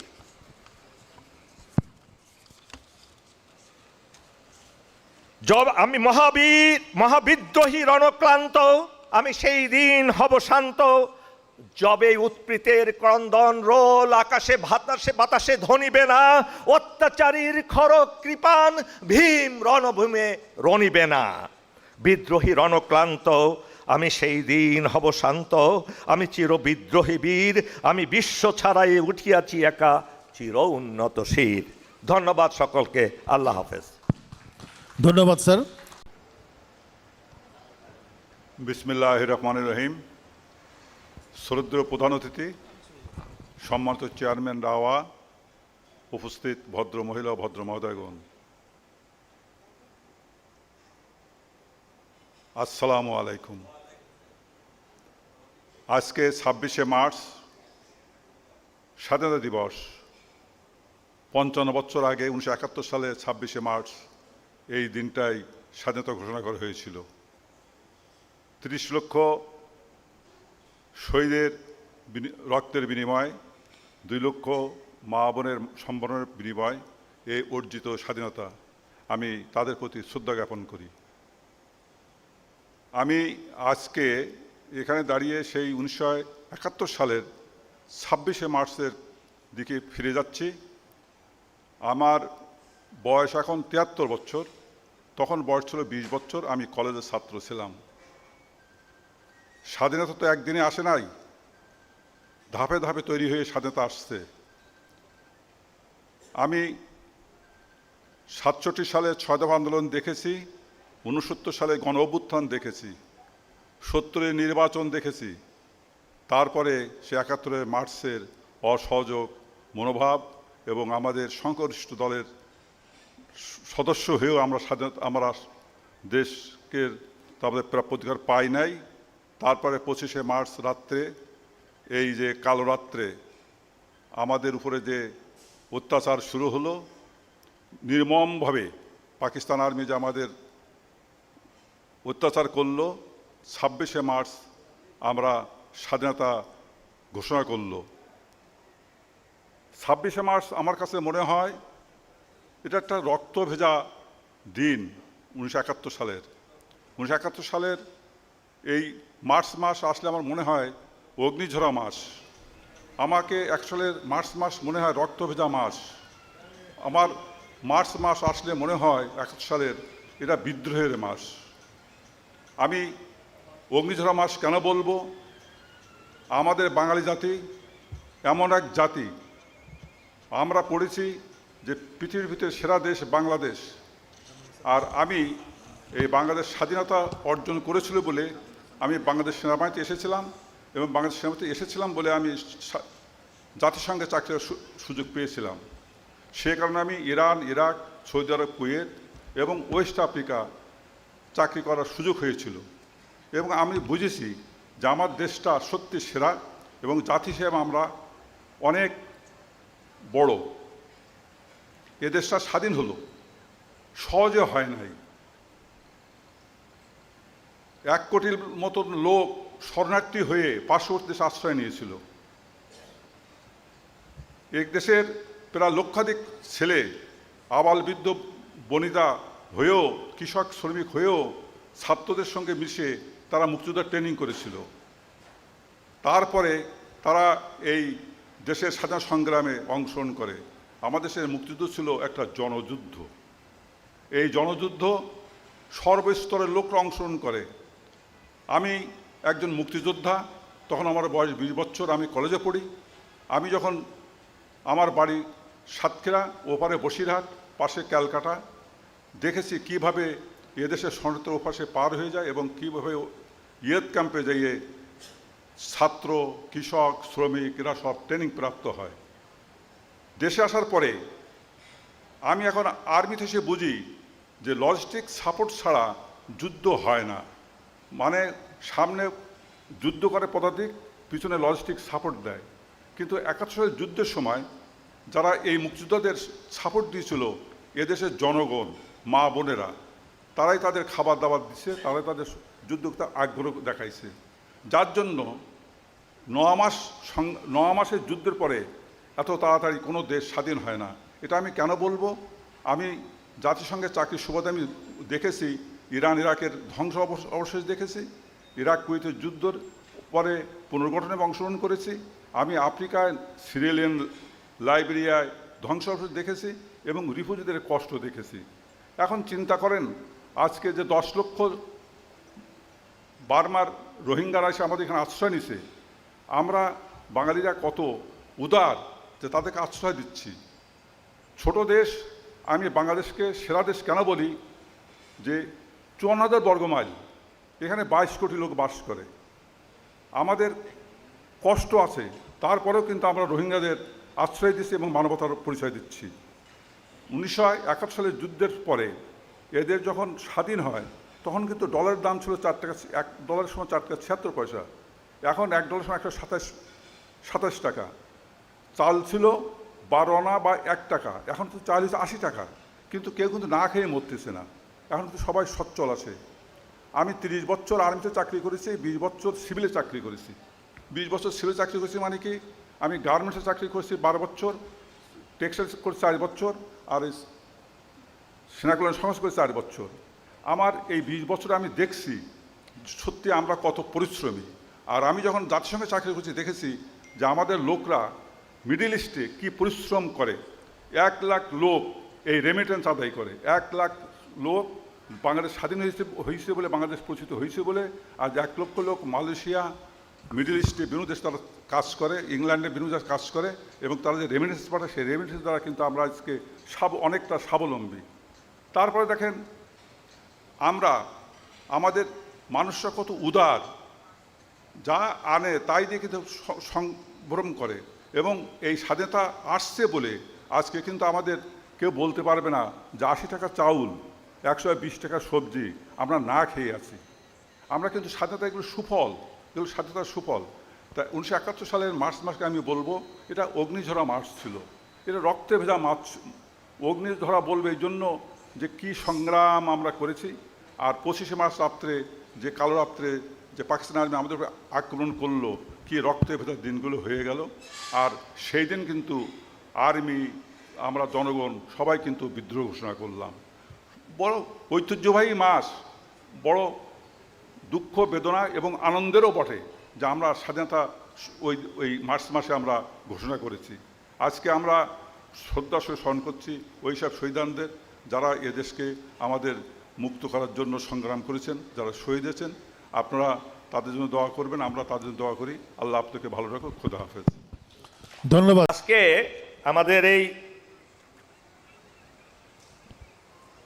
আমাদের অনুষ্ঠানকে উজ্জ্বল আলোকিত করেছেন আরেকজন 85 বছর বয়সী একজন ব্যক্তিত্ব। তিনি ছিলেন আমাদের আর্মি মেডিকেল কোরের ক্যাপ্টেন, এবং তার হাজব্যান্ড বিবিসিতে কাজ করতেন। আজকে আমরা খুব খুশি হয়েছি যে তিনি আজকে এসছেন এবং মুক্তিযুদ্ধের উপরে সামান্য একটু কথা বলবেন। আপনারা মনোযোগ সহকারে শুনবেন। আপনাকে অসংখ্য ধন্যবাদ আমাদের মাঝে আসার জন্য। প্লিজ।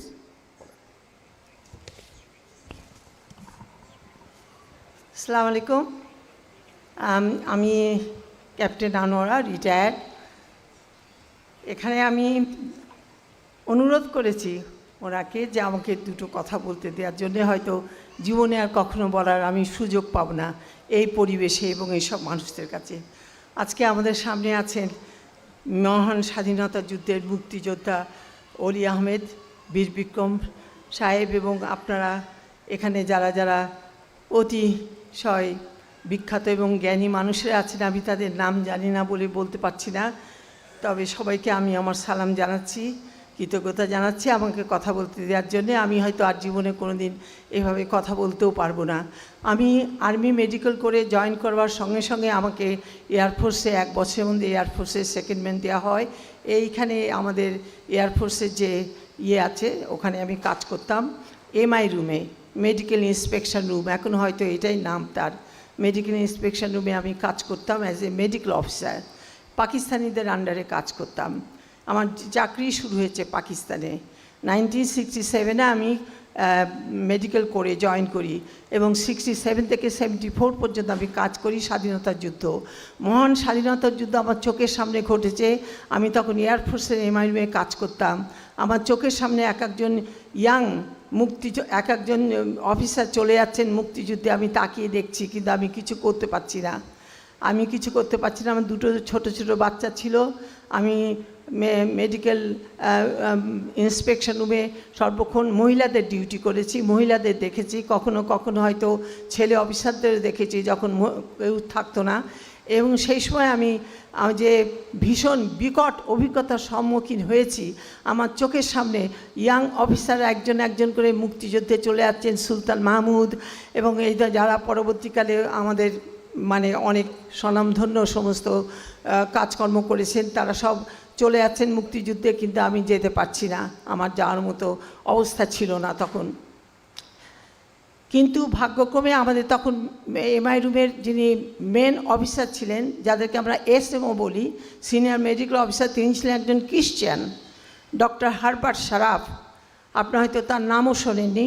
সেই ডক্টর হারবার্ট সারাফ আমার ভাগ্যক্রমে সেই সময় আমাদের মেডিকেল ইন্সপেকশন রুমে এসএমও হিসেবে জয়েন করেন এবং তার মধ্যে একটা প্রবণতা ছিল এই মুক্তিযুদ্ধের সময় বাঙালি অফিসারদেরকে কীভাবে প্রোটেকশন দিয়ে রাখা যায়। আমি তার ভিতরে এই মহানুভবতা দেখেছি। উনি পাকিস্তান থেকে এসেছিলেন এবং আমাদেরকে যতদূর সাধ্য প্রোটেকশন দিয়ে রেখেছিলেন। যখন ভারতীয় বিমান বাহিনী আমাদের দেশকে আক্রমণ করে, আমরা তখন এই মেডিকেল স্কোয়াড্রনের ভিতরে ট্রেঞ্চ খুঁড়ে ওর মধ্যে আমরা লুকিয়েছিলাম এবং ট্রেঞ্চ খুঁড়ে আমরা যখন লুকিয়েছিলাম, হারবার্ট সাহেব, আমি, ডক্টর আনিসুজ্জামান, উনি এখনও বেঁচে আছেন, ওই একটা স্প্লিন্টার এসে আকাশ থেকে একটা স্প্লিন্টার এসে আনিসুজ্জামানের মাথায় লাগে, তিনি রক্তাক্ত হন, আমরা সঙ্গে সঙ্গে তাকে আবার সিএমএইচে নিয়ে যাই। সেই সমস্ত বিকট অভিজ্ঞতার উপরে আমি একটা বই লিখেছি। এই বইটার নাম হচ্ছে অবরুদ্ধ। এটা বেরিয়েছে মালা ব্রাদার্স থেকে, 10 বছর আগে বেরিয়েছে। এবং আপনারা যদি কখনো পারেন তাহলে মুক্তিযুদ্ধের যে আমার মানে কি বলবো, যে সাক্ষাৎ অভিজ্ঞতা, সেই বইটার মধ্যে আমি লিখে রেখেছি। আপনারা দয়া করে পড়বেন যে আমরা কোন ভয়াবহ অবস্থা থেকে পাকিস্তানিদের হাত থেকে মুক্তি পেয়েছিলাম। কিন্তু অ্যাট দি সেম টাইমে আমি বলবো, একটু আগে আমার পূর্ববর্তী বক্তা যা বলে গেলেন যে আমাদের ড্রিম, আমাদের স্বপ্ন, আমাদের আশা সেইভাবে পূরণ হয়নি, বিভিন্ন কারণে হয়নি। এই নানা মুক্তিযুদ্ধ, হানাহানি, তারপরে হনন, তারপরে কি বলবো, নানা রকমের কিলিংস, আমরা সেইভাবে অগ্রসর হতে পারিনি। তবে অবশ্যই ভবিষ্যতে আমরা আশা করি আমরা অগ্রসর হতে পারবো, কারণ যে কষ্ট করে যে স্বাধীনতা সংগ্রাম হয়েছে, রক্তক্ষয়ী স্বাধীনতা সংগ্রামের ভেতর দিয়ে আমরা এসেছি, সেই স্বাধীনতাতে এইভাবে মিথ্যা হয়ে যেতে পারে না। আমাদের ভিতরে অনেক আপ অ্যান্ড ডাউন আছে, অনেক রকম মতভেদ আছে, আমরা বিভিন্ন মতের অনুসারী, কিন্তু সব মিলিয়ে আমরা একটা মহান স্বাধীন জাতি হিসেবে নিজেদের আত্মপ্রকাশ ঘটিয়েছি এবং সেই আত্মপ্রকাশটা আমরা যেন গৌরবের সঙ্গে ধরে রাখতে পারি, এই কামনা করব। এবং মুক্তিযুদ্ধের সেই ভয়াবহ স্মৃতি আমার বইতে যেভাবে বর্ণনা করেছি, এখানে সেভাবে বলতে পারলাম না। আমার জীবনের উপর ঝুঁকি এসেছে, আমার ব্যক্তিগত ঝুঁকি এসেছে, আমার পরিবারের উপর ঝুঁকি এসেছে, সব ঝুঁকি মোকাবেলা করেছি আমি অনেক কষ্ট করে, এবং তখনকার দিনে যিনি ছিলেন আমাদের সাহায্য করছেন তাদের মাধ্যমে। এখানে আমার পরম সৌভাগ্য যে মুক্তিযোদ্ধা অলি আহমেদের সঙ্গে আমার পাশে এসে বসছেন। আমি তো হতবাক, আমি অনেক খুশি হয়েছি, সালাম দিয়েছি তাকে, এবং আপনাদের সঙ্গে সবার সঙ্গে মিলিত আমি খুব খুশি হয়েছি। এই যে লোক কমে গেছে হলে, এটা খুব ভালো। যদি বেশি লোক থাকতো, বিশেষ করে মেয়েরা থাকতেন, তারা নিজেদের মধ্যে গল্প করতে থাকতেন আর আপনার কথা কেউ শুনতে পারতো না। এখন এখানে যারা আছেন তারা মন দিয়ে কথা শুনছেন। That is the kind of benefit for us. যারা শুনতে চান তারাই বসেছেন, যারা শুনতে চান না তারা বসেননি। কারণ তিক্ত অভিজ্ঞতা আমার হয়েছে, গতবার বক্তৃতা দিতে উঠেছিলাম, কেউই আমার কথা শোনেনি, সবাই মেয়েরা নিজেদের গল্প করছেন, পেছনে হইচই। তো সেই অবস্থা। আজকে যারা আছেন তারা হচ্ছে real audience. I salute you, thank you so much. ধন্যবাদ ম্যাডাম। এবার মঞ্চে